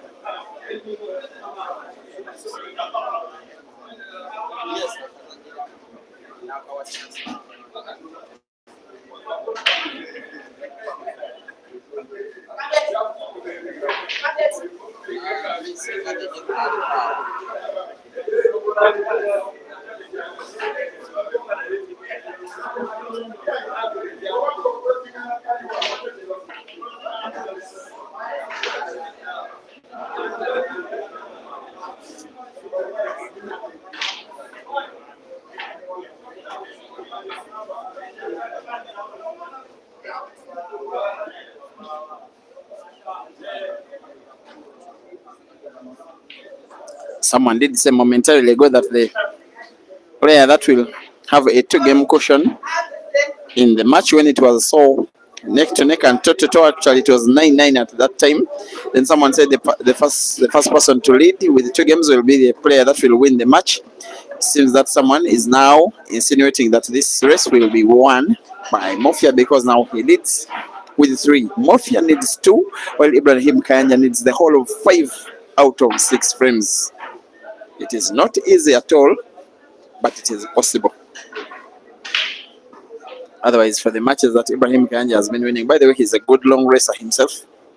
They're not matches where he's been coming from down. He's not so synonymous with big comebacks, fight backs from behind. He normally grabs the bull by the horns, then leads in the match for most of the match, if not all of the match. Normally, when he wins, he even makes it look easy when he's winning. But today, he seems to have found his match. Maybe he has found more than his match. Because now at the business end of the match, which is this end of the match, like you can see, Moses Mofya is demonstrating that he is a mature player as he is a top shooter. Mixing experience with expertise, mixing skill with thought, mixing pot work with brain work, inspiring him to have a 3-frame lead as he is attempting to win a 2nd match in succession in his tour of Uganda. His first victim was Ibrahim Kayanja's former team captain at club level, that is Mustafa Bwire, who was quite beaten convincingly 2 days ago. And then now he's attempting Moses Mofya to make Ibrahim Kayanja victim as well. This one will be even a bigger victory for Mofya if, and I say if, he wins this match, as it is seemingly likely that he will.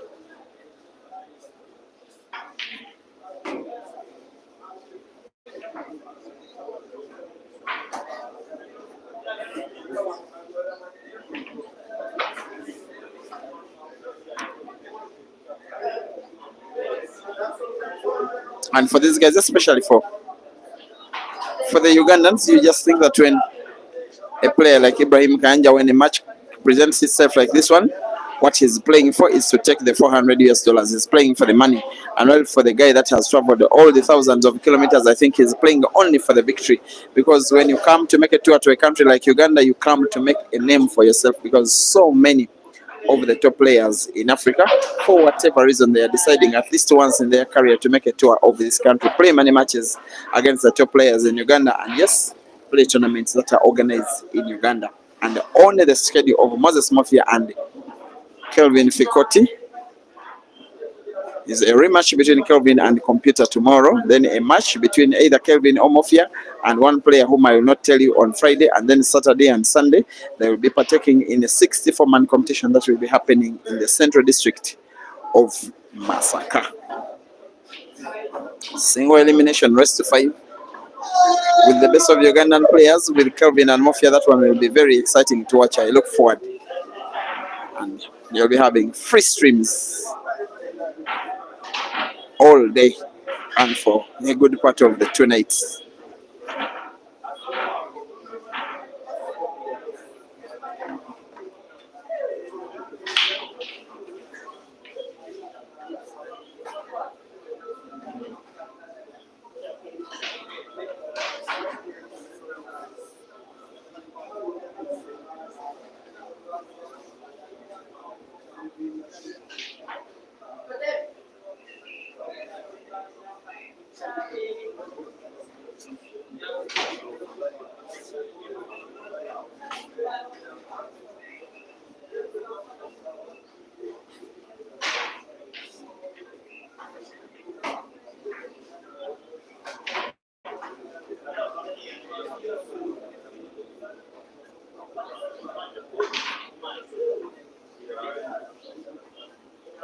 Now, after Mofya having a 3-game lead, he's inviting Ibrahim Kayanja now to Mofya's game.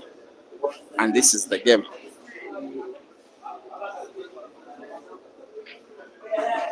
On social media, it is called touch pool.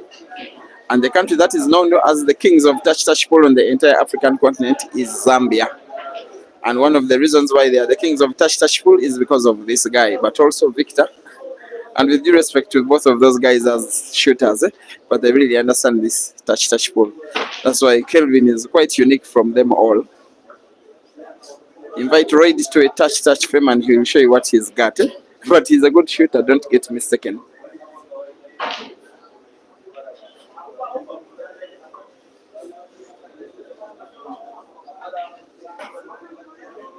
Both Mofya and Kelvin, I think exactly 3 days ago today, did pay a visit to the chairman of the police station of Uganda, Bob Tubish, at his office.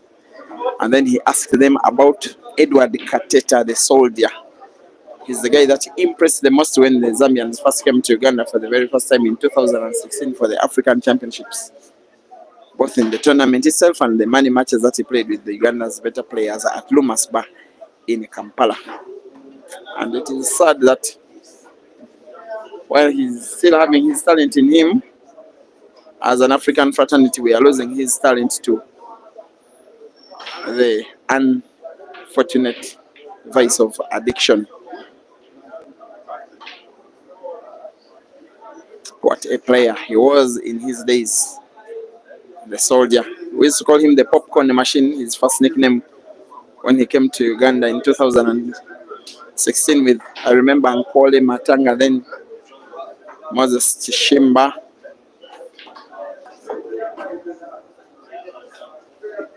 What can Ibrahim Kayanja do here? Maybe put his red off the yellow to open up the pocket, which is what he does, but he gets his target completely off and gives chance for Moses Mofya to do something about it. There is a tempting shot from Mofya here.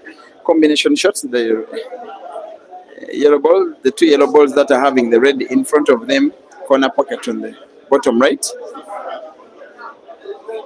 That tempting combination shot, I believe, as he's trying to put right now, his intention is to play that combination shot maybe last or second last. Because whatever the case, if he's winning this frame in his current visit of the table, then he must play that combination shot and play it to perfection. Now here he goes. Don't count the shot he's playing. It is a formality. He was always going to put it. But which kind of white ball will he be giving himself for the combination shot? I think now he's trying to make up his mind to play that shot with this kind of white. If not, he plays that yellow ball now closest to your screen on the left, just to move the white ball a little bit closer to the 2 yellows. Remember, the attempt is to pot both yellow and red in one shot. Just roll that white ball, white bouncing off the cushion. It moved a bigger distance than he would have wanted. Nonetheless, he will try because now the shot he wants to play is the only option available if he is to play offense.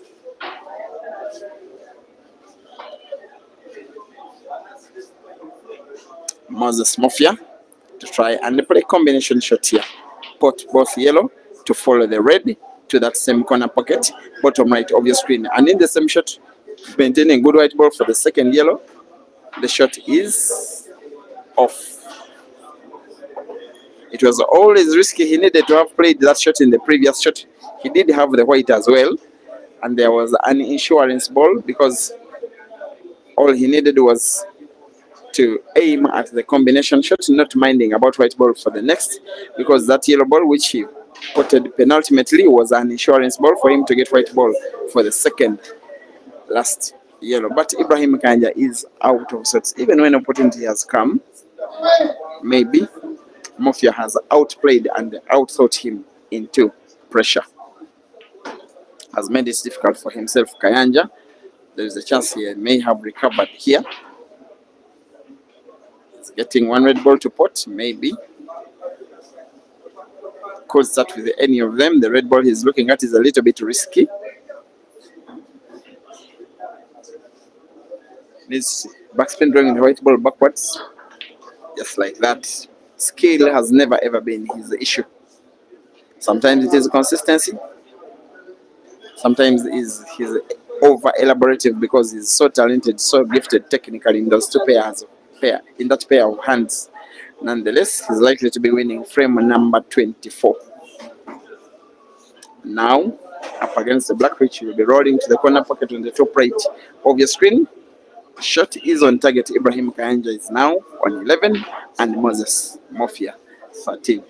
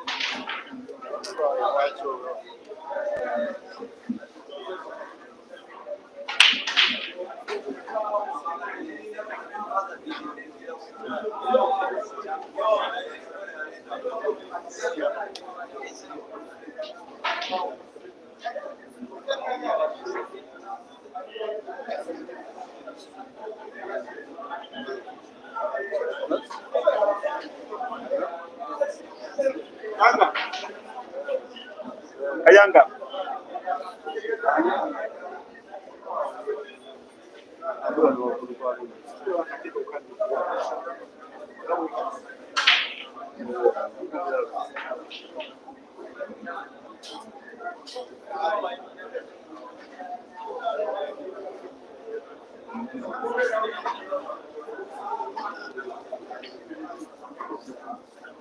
So make sure also we'll pass over.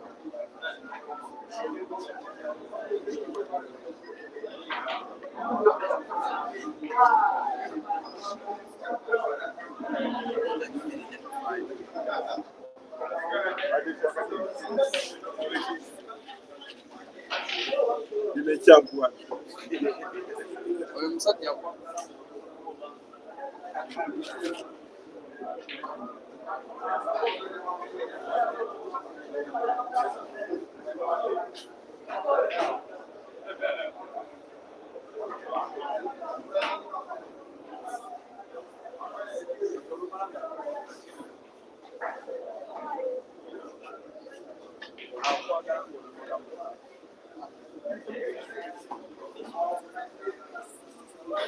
Uganda's new national champion Bwanika Mansur has just stepped foot at the arena to watch the last stages of Mofya versus Ibrahim Kayanja. Have just told him that Mofya wants you dead or alive.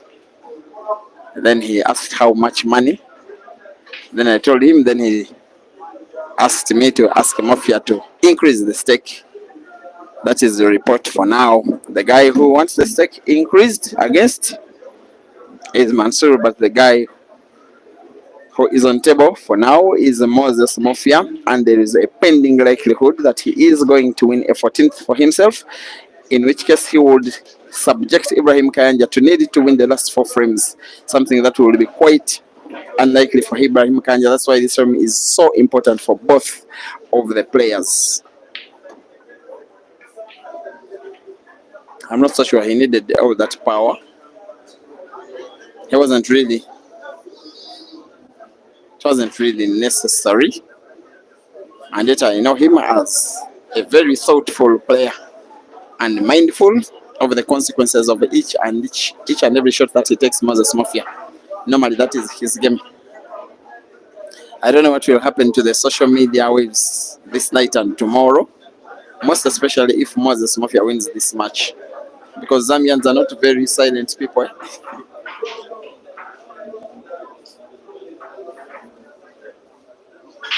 There is one person whose names I will not tell you.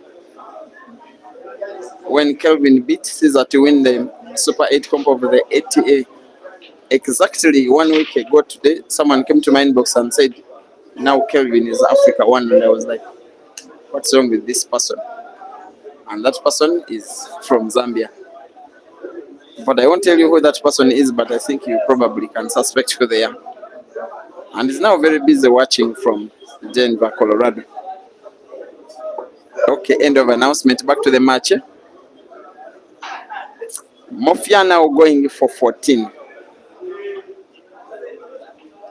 And the best pattern of play, in my opinion, is start with the red ball he's looking at first, then the one near the black ball to the center pocket on the right, the one center pocket on the left, then the other red to the center pocket on the right, the last red which is at the corner pocket, and in that pattern the black will be there for the taking, for him to get a 14th for himself and for Eagles and for Zambia Kuchalo.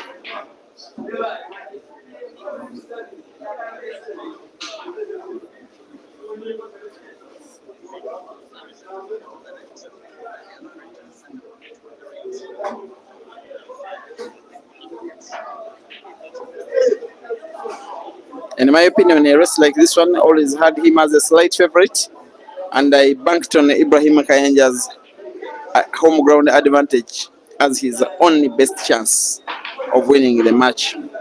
But in terms of stature and composure and experience, of course, as well as expertise, also accolades won comparative, Moses Mofya and Ibrahim Kayanja. Mofya is on a very different level.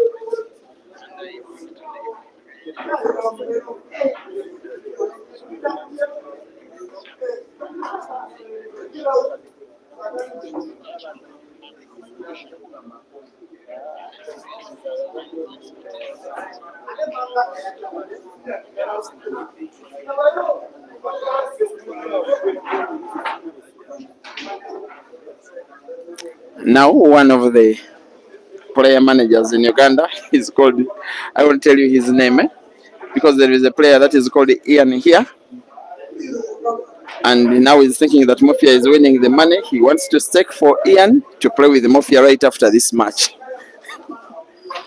It can be that funny. I told him the guy will be tired. Why don't you talk to Kelvin? Then he said, no, it is Mofya who is taking our money. He's the guy that we have to beat. So I will have to talk to Mofya after this match. If he accepts, then why not?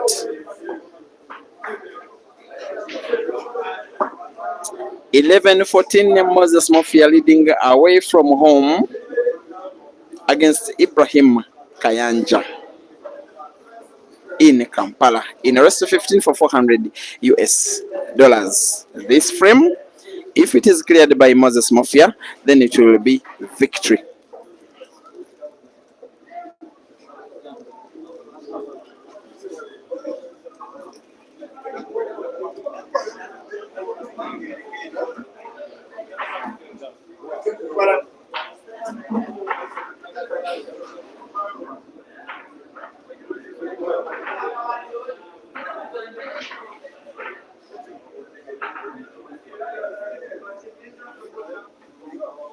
I'm not so sure which color he's going for. He's making up his mind to go for the yellows in a shot that splits up his frame almost entirely. Beautiful from the Zambian. This one is now more open over a frame that is so pending of a clearance that Moses Mofya will be making himself $400 US richer. But it's not about the money. It's about making so many people happy.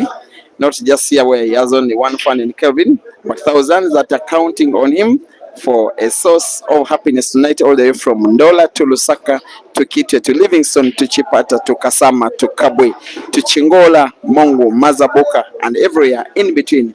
Moses Mofya going for frame number 15 for himself for the victory. Black is played into space right now as Ibrahim Kayanja's red is removed from the front of the black. Mofya now has one problem ball, only one yellow, the one near that cushion on the right of your screen. If he gets a solution for it, maybe roll it to the corner pocket near his standing position, I think he will be good to go. Maybe this is the shot that pulls the white ball closer to that problem yellow ball. Gets white ball for instead another yellow. Remember, the problem ball is that yellow ball which is frozen against the cushion on the right. As he cues, as he thinks, as he inspects the game, as he aims, as he puts, he will be having his mind on exactly that one. There is a chance maybe if he can put that yellow ball, he's looking at to the center pocket on the left. White ball moves rightwards, maybe to drag it closer to the problem yellow, which is not what he's doing here.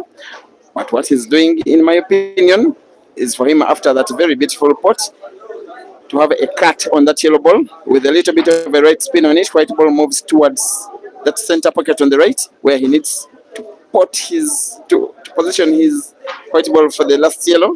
He used a little bit more energy than he would have has. I would have fancied the skill was okay. Power balance was a little bit lacking. He could go for a sharp cut.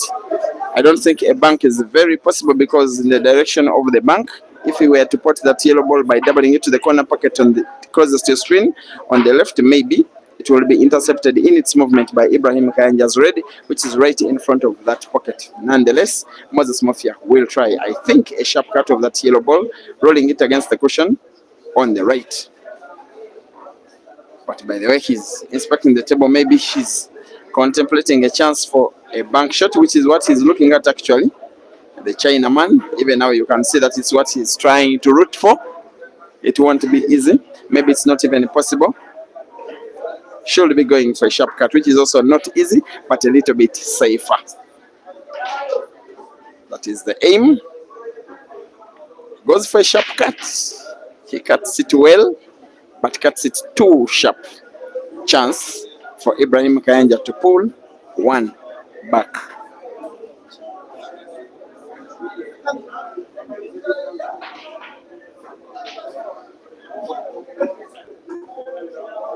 will tell you his name because there is a player that is called Ian here. Thank you, Jathan Masebo. You're watching from the forest of Shangombo in his okay. Thank you for watching and the very kind words in the commentary. Malcolm says, I think Eden is now rusty. Did you watch the Billiards Cafe Double Elimination Classic?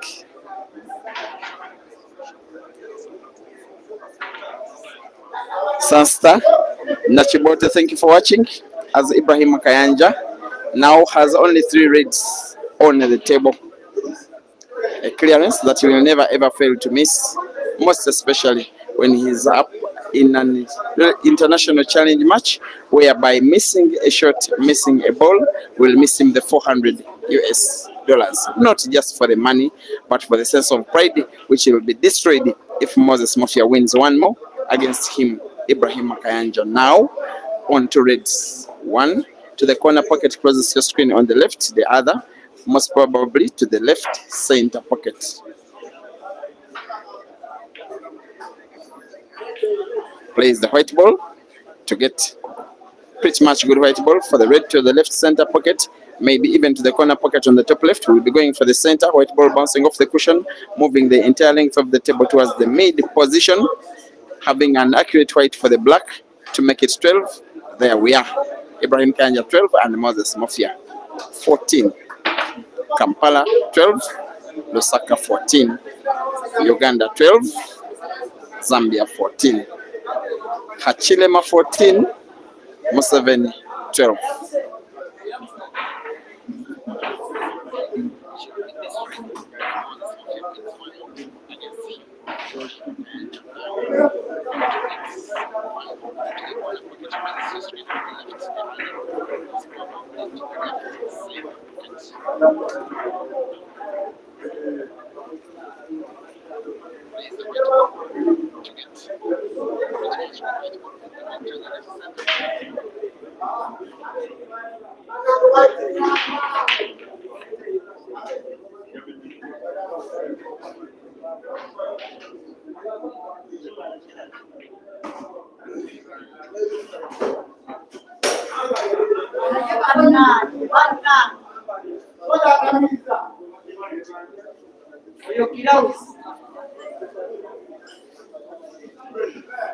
Also, thank you for watching Easter Samuel.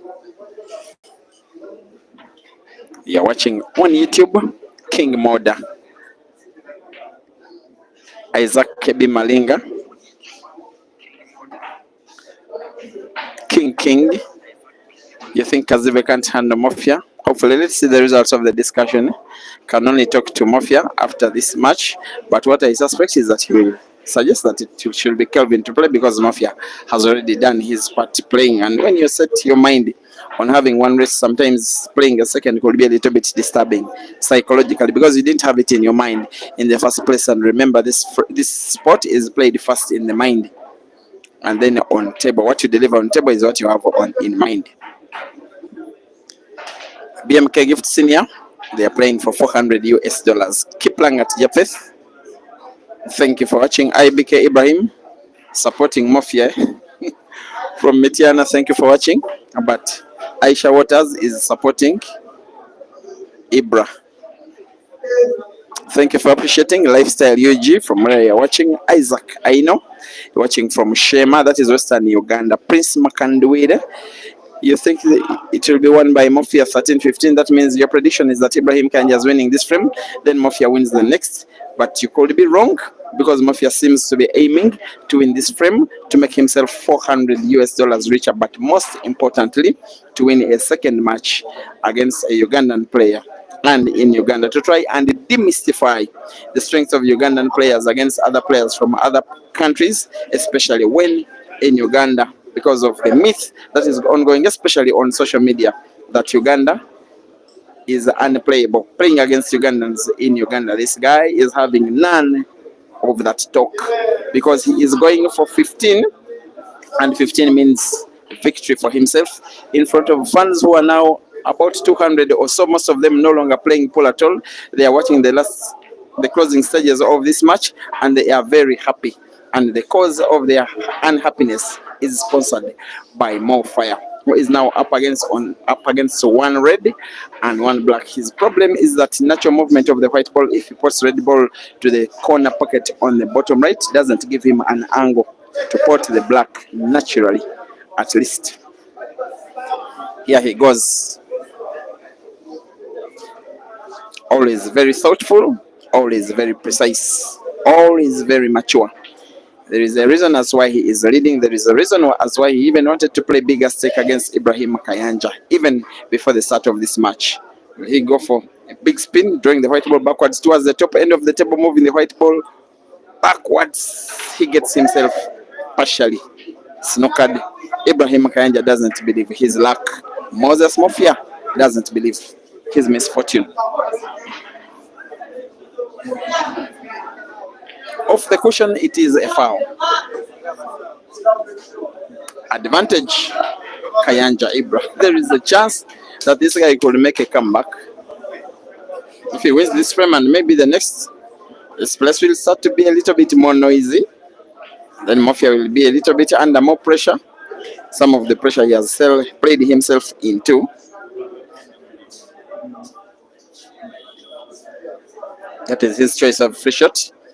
Can only judge him after his sequence of play, and he misses.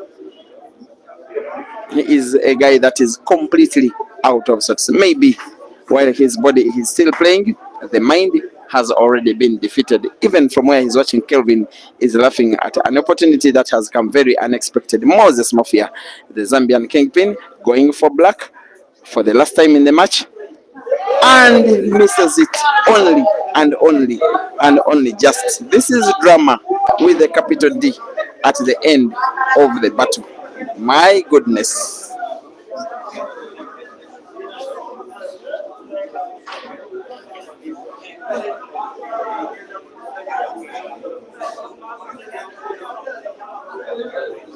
A match that is hanging in the balance, a frame that is hanging in the balance. Ibrahim Kayanja must finish all of these 7 yellows, or else he will have lost this match. He's not confident at all. He has to find something within himself for all of the experience he has been having as nowadays a new international player for the last 2 or 3 years, because he's been around Uganda, around Kenya, has also been to South Africa only to play pool, and there comes experience. He has to be accustomed to playing matches like this one, which make him stronger. He must win this frame, or else the match will come to an end. Even the scoreboard is scared because the situation is tense. This one is the will be more difficult of the 4 reds of Ibrahim Kayanja, the one that is so close to the cushion on the bottom right of your screen. Must spot it. White ball stopping around the midpoint of the table. He uses a little bit of skill. The shot looks a little bit arrogant, but of course Ibrahim Kayanja can very easily be taken to be an arrogant player. Look at how he's playing the white ball even when under pressure. One more relatively good shot. Maybe putting that yellow ball closest to your screen. He's choosing to start with center ball first. Again, white ball bouncing off the cushion on the top of your screen. One last yellow. It has to be on target. If not, he knows what is next. It is on target. And for the very first time in the match, a big round of applause from the fans at the venue, who are all Ibrahim Kayanja's fans, who now lessens the deficit to 1 frame. It is Ibrahim Kayanja 13 and Moses Mofya 14. 2 frames to go. Ibrahim Kayanja must win them both, or else lose the match. But I think now it is more pressure on Mofya. After throwing away 2 opportunities to win frame number 27, he should be the more pressure guy here. And there's mind games ongoing. Ibrahim Kayanja inspecting as Moses Mofya rocks the balls. It is only about mind games. Don't take it serious at all. They know these players that now it is the mind at play even more than the body.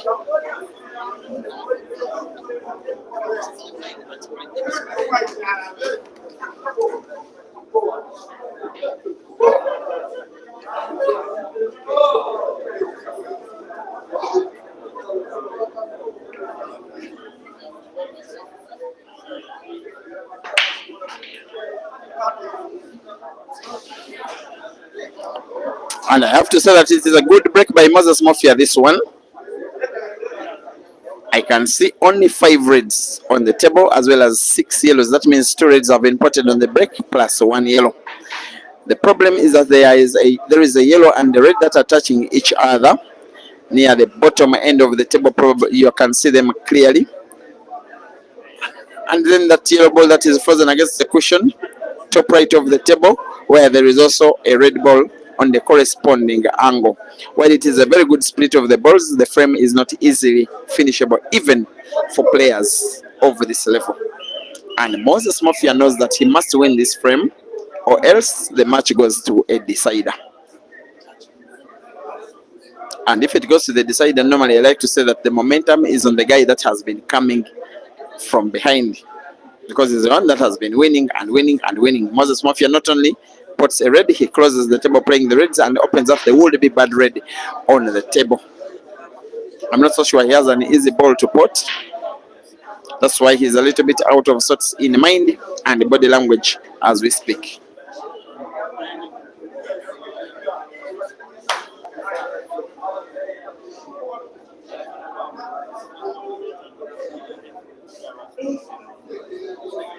I'm not so sure he can put the red ball he's looking at. If he does, then he's good to go. Goes for the bank and misses. Those are the chance of the fans. Of course, they are Ibrahim Kayanja's fans. They know that this match is now once again within their reach, or the reach of their player, because they've gotten a lease of life. At one moment, it seemed like Ibrahim Kayanja was done and dusted, dead and buried. And yet he got it somehow to win 2 frames in a row.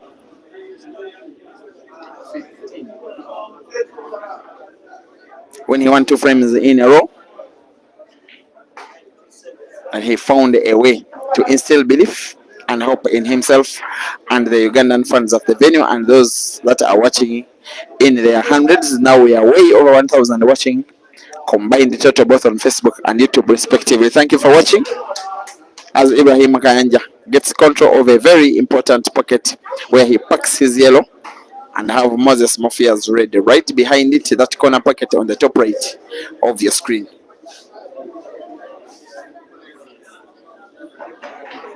An opportunity to win by break and finish has been blown away by Moses Mofya. It becomes an opportunity for Ibrahim Kayanja, who is now favorite to win frame number 28, which would be an equalizing frame. And if Ibrahim Kayanja wins it, then we shall have a decider.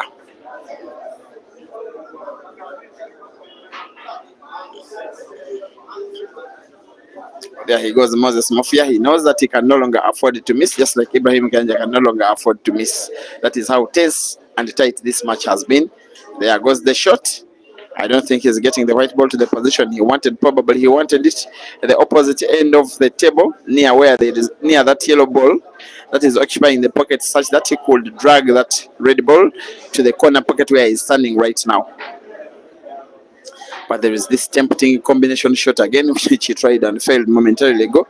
I don't think he'll be playing combination shot again, and not at this stage of the match. Plays off the cushion and misses the target, but gets to occupy that pocket that has red black behind with his own red. I think that is good brains, good thinking from Mofya. Ibrahim Kayanja retaliates by potting and opening up another of his yellows, and is clearly going for a clearance. A little bit more confident now after winning 2 frames, both of which are a little bit unexpected. What he will not be confident of is the fact that his white ball has not opened up that bad yellow, the one closest to your screen. It is the one he's getting white ball for in this spot, which he does. White ball doesn't move further enough, but should be good enough at least to pot this yellow where the white ball stands, rests after the pot. Your guess is as good as mine. Misses the pot, but occupies the pocket with his ball. He had actually gotten a good white ball for the last yellow. Maybe Moses Mofya will be making a sharp cut of that red ball near the center pocket, because in natural position, white ball opens up the other red, the one closest to your screen. That is exactly what he's doing. It is the shot which effected could win him the match itself. But the red doesn't rest in a position Moses would have wanted. I just have a feeling that Mofya in the last 2 frames is playing against himself, against his own mindset. The first half of the match, maybe the first 20 frames, we're having these guys playing this match with only about 10 members of the crowd watching as Moses Mofya misses, and the rest were minding their own business, playing games and looking at other friendly games happening on other tables. But for now, there is only one table that is active, the one that we are having this match. The rest of the tables are being rested, I think, apart from one of the 9 tables. They are all watching this match seated and standing right around at the table. but watching and supporting in very disciplined manner, which I am liking of them. They are supporting Ibrahim Kayanja as he plays, but letting Moses Mofya play comfortably when it is his turn to play. Now, Ibrahim Kayanja has support, but also get white ball for the black, as well as white ball bounces off the cushion with top spin on it. It moves leftwards, which will be the top end of the table, such that he can put black to the center pocket on the left of your screen. It is players of the likes of Kayanja who can perfect that one, and that is the Kayanja I'm talking about. I think that one will do. On target, moves the white ball, but not perfect enough. Though I will say it is good enough. As long as he can roll that black to the corner pocket, then we shall have a decider. Kayanja Ibra, the guy that is nicknamed the Machine, to try and equalize against the guy that is nicknamed Mofya or Chinaman, by putting black either by bank or direct center pocket. Goes for the bank and puts. Ibrahim Kayanja 14, Moses Mofya 14. Ladies and gentlemen, we have a decider.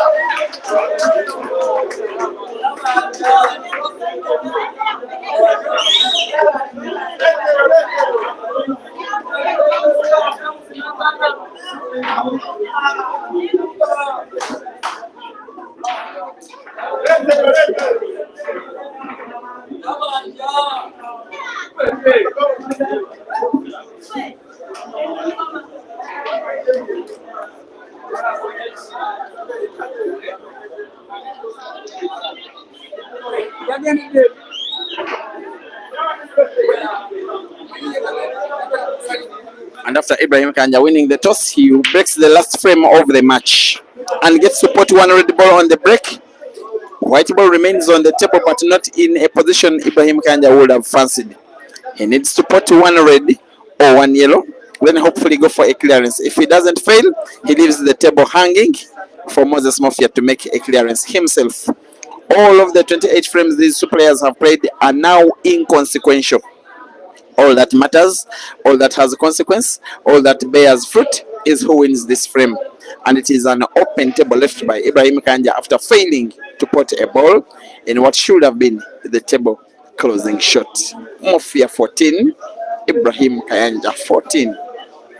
Decider, one frame for $400 on one table, one venue, about 200 fans at the venue, way over 1,200 watching live, and thousands more that will be watching on later dates,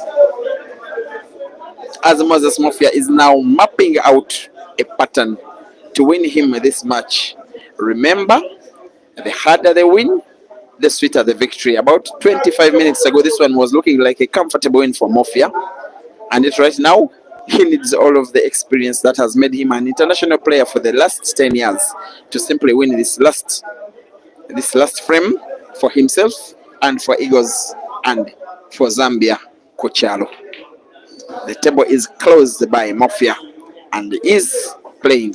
Reds, unfortunately, the movement of his white ball, which he wanted to bounce off the cushion and back into space, was intercepted by Ibrahim Kayanja's yellow, and Moses Mofya is seemingly a little bit out of sorts here. He needs a big recovery of a shot.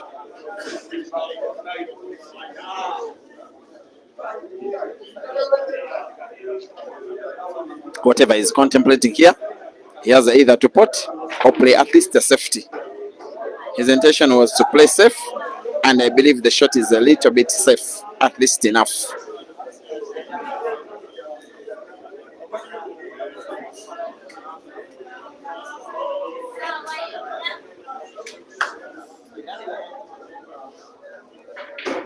I'm not so sure what Ibrahim Kayanja is contemplating, but this one I can only say thank you, Mofya. Thank you, Ibrahim Kayanja. Africa has been greatly entertained with your talent, you guys.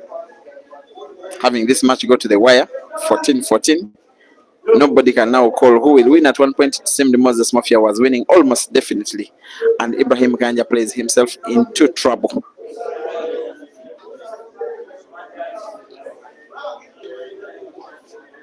And I have to admit, I have to say that because of the experience of Mofya,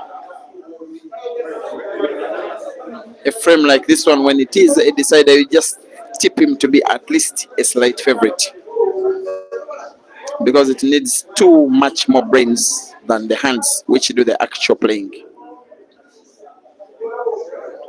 And Ibrahim Kayanja is trying to demonstrate to Mofya that he can match him even in the mind game.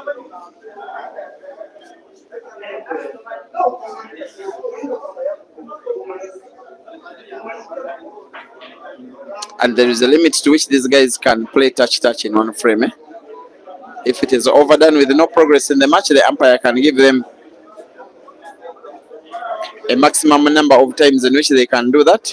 And if there is no progress, he can call a stalemate, the footballing equivalent of a draw game, where the frame will be re-racked and replayed with no score.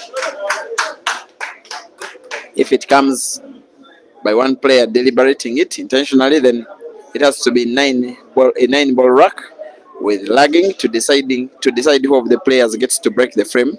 But if it comes by accident, then it is a full rack, 15-ball rack, with the same player breaking. Moses Mofya has no interest in potting a ball here. He simply wants the white ball to bounce off the cushion, not to foul. It is a foul. No ball has reached the cushion. Pressure, nerves on Moses. Advantage, Kayanja Ibra. I think this is the best chance he's having for the entire duration of the match to finally take down Mofya once and for all.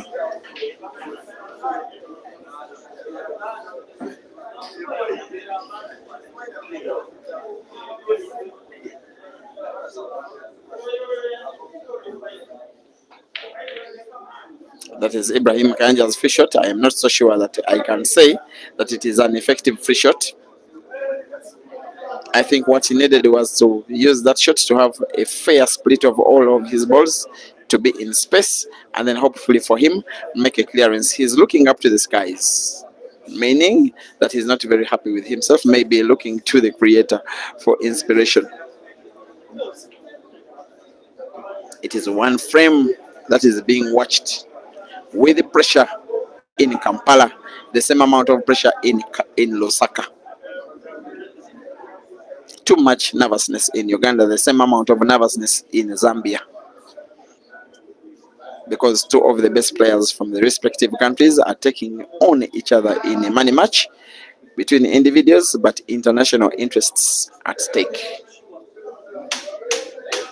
And that is Ibrahim Kayanja playing safety with no intention to pot.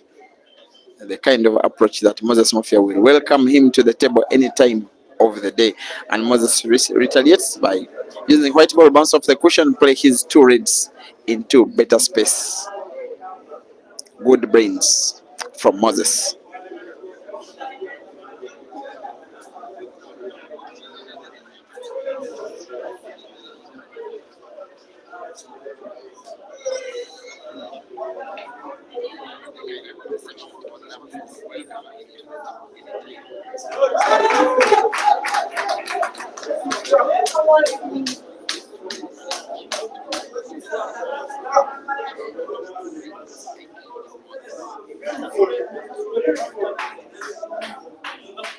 So please keep me company. This is a decider, however long these guys take. If you have no problem, we just have to watch it.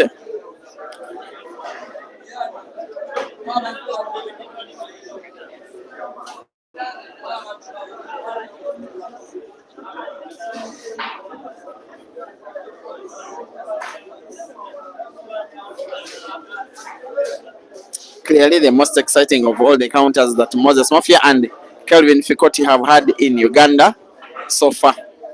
Well, they have played well enough, not so well, but the fact that it has gone to the wire is what makes it stand out as the most exciting of the matches of the Kelvin Mofya tour of Uganda, at least so far. Tomorrow, big likelihood that Kelvin and Peter will be rematching at Roxbury.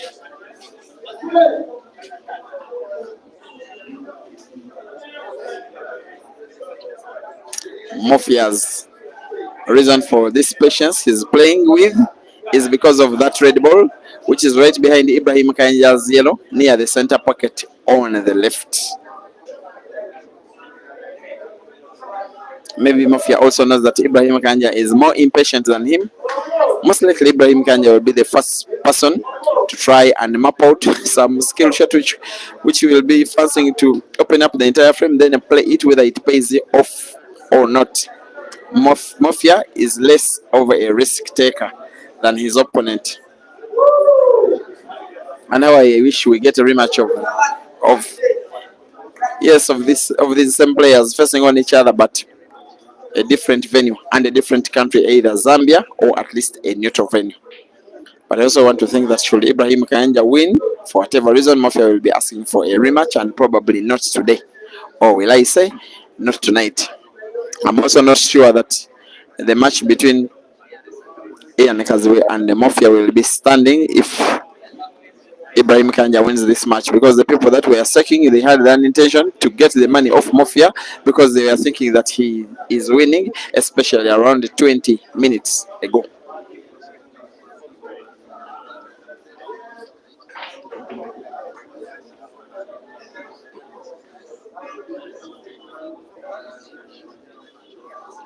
Cynthia Nana is saying that these guys play like Francis Mukwekwe. I don't know what Francis did to you.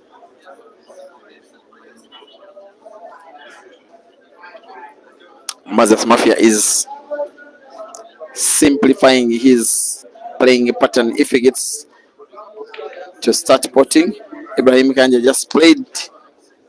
Maybe to have the black ball behind his own red, but the execution was not good enough. But I don't think Moses Mafia will be responding by potting here. Demonstration of patience. The saying goes, patience pays, although it pains. Actually, the intention was for Moses to put his red to the center pocket of Ibrahim Kayanja's yellow, a shot that did not get to pay off. But the good news for Ibrahim Kayanja is that all of his yellows have been played away from that corner pocket where Moses Mafia has his red, near at the top, the bottom right of your screen.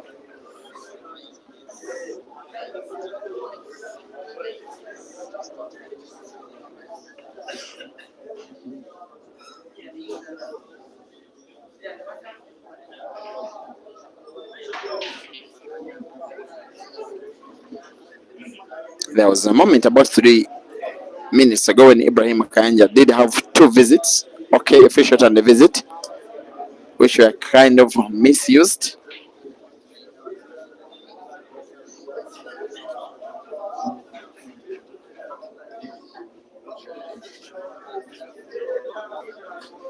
Moses Mofya is one good shot away from attempting a clearance, but also Ibrahim Kayanja is one good shot away from attempting a clearance.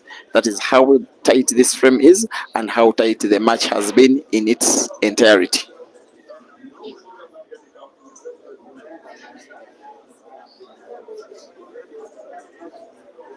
Now 3 hours and 22 minutes for which this race has been ongoing. Some players don't need that amount of time to play race to 21. But of course, it is understandable that this race has gone on quite slowly. Some of the frames have been fast enough, some of them very slow.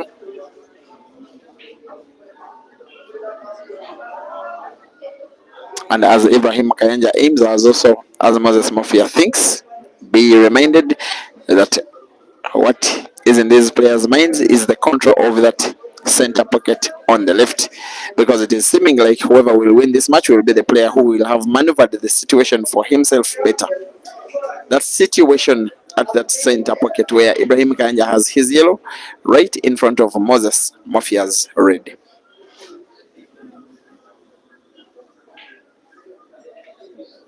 He's a little bit out of sorts, out of mind, out of ideas, but yet he has to play. He has just played Moses Mofya's red, now dead. And it's the black ball is also pretty much a dead ball in that same shot by Ibrahim Kayanja. It means this frame is probably not about to end.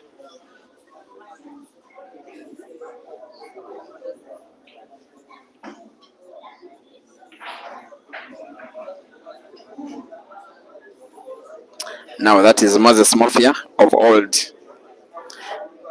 He will not want to pot, but he will play the ball at a whisker of being potted, and yet it is all intentional. Moses has 5 reds. 3 of them are occupying respective corner pockets. 2 of them not so good. Actually, one of them is a dead red.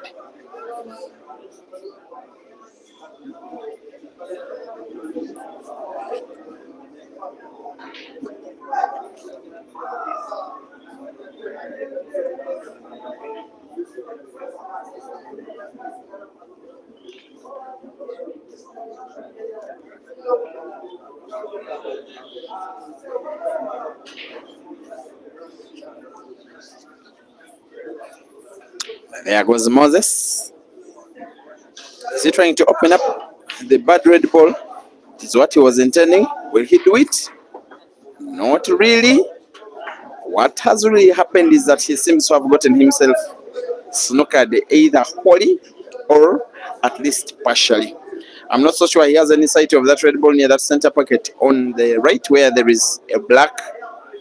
Also Ibrahim Kayanja's yellows. I think he can see, but only partially, and plays the little part of the red that he can see and plays it right in front of the black to make this frame even more interesting than it has been at all in this match. And just thinking Ibrahim Kayanja has had enough, maybe he says the time is now, and yes, he's going for it. I think he knows that he can put that red ball near that center pocket on the right. It can go indirect, but if he can put it slightly off the red, it will be even better because it will leave his frame entirely open and will be an overwhelming favorite to win by making a clearance and making it right now. The shot that can give him that opportunity is trying to put that yellow ball to the center pocket where he is standing right now, but off the red, because it opens up the black and maybe leaves the yellow frame a little bit open apart from the yellow ball that is behind the black, by the way. He puts off the red as though he was listening to me. Now I just said that he would be remaining with a little problem of a ball again. That yellow ball that is right behind the black has to be very wary and mindful as he goes for this clearance. Will he open it up? Not really, but the pot is on.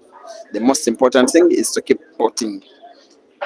And I'm not so certain what he's contemplating now, especially about that yellow ball closest to the white. As Bani Kamanso, by the way, is at the venue looking at this match, sitting near the commentary booth, and also as Ibrahim Kayanja continues potting and shooting, needs to produce one big shot, a white ball that pots one of his yellows, and in the same shot opens up the yellow that is near the black ball, near the center pocket on the right. He's contemplating whether that ball is potable, by the way, to the corner pocket on the top right.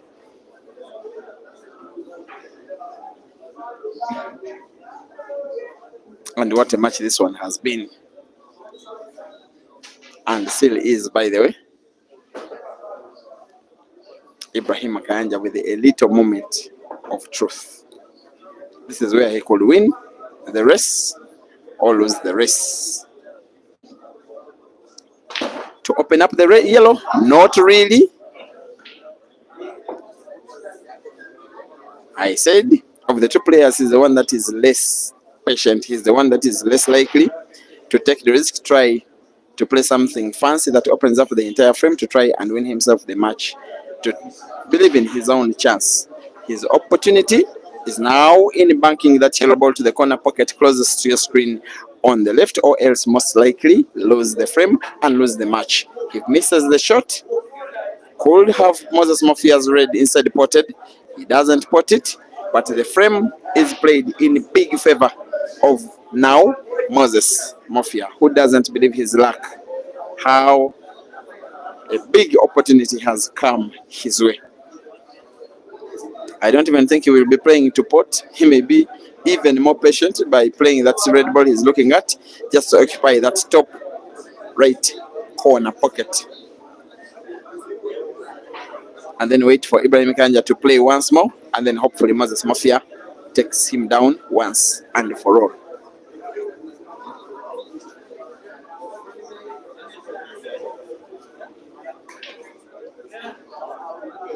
Here he goes. It is 4 reds, remember, all of them positioned quite well, and the black ball which is there for the taking. Moses Mofya is going for the frame.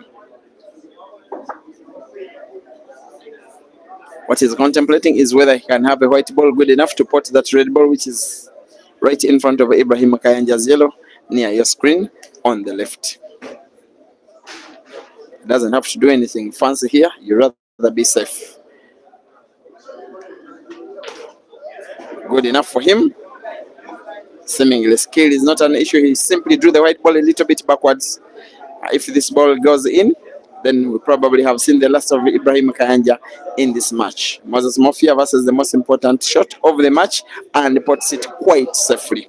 And Ibrahim Kayanja knows, and the silence of the fans, that is being sponsored by Moses Mofya, the Zambian who traveled to Kampala just exactly 6 days ago, is winning a second money match against a Ugandan in Uganda.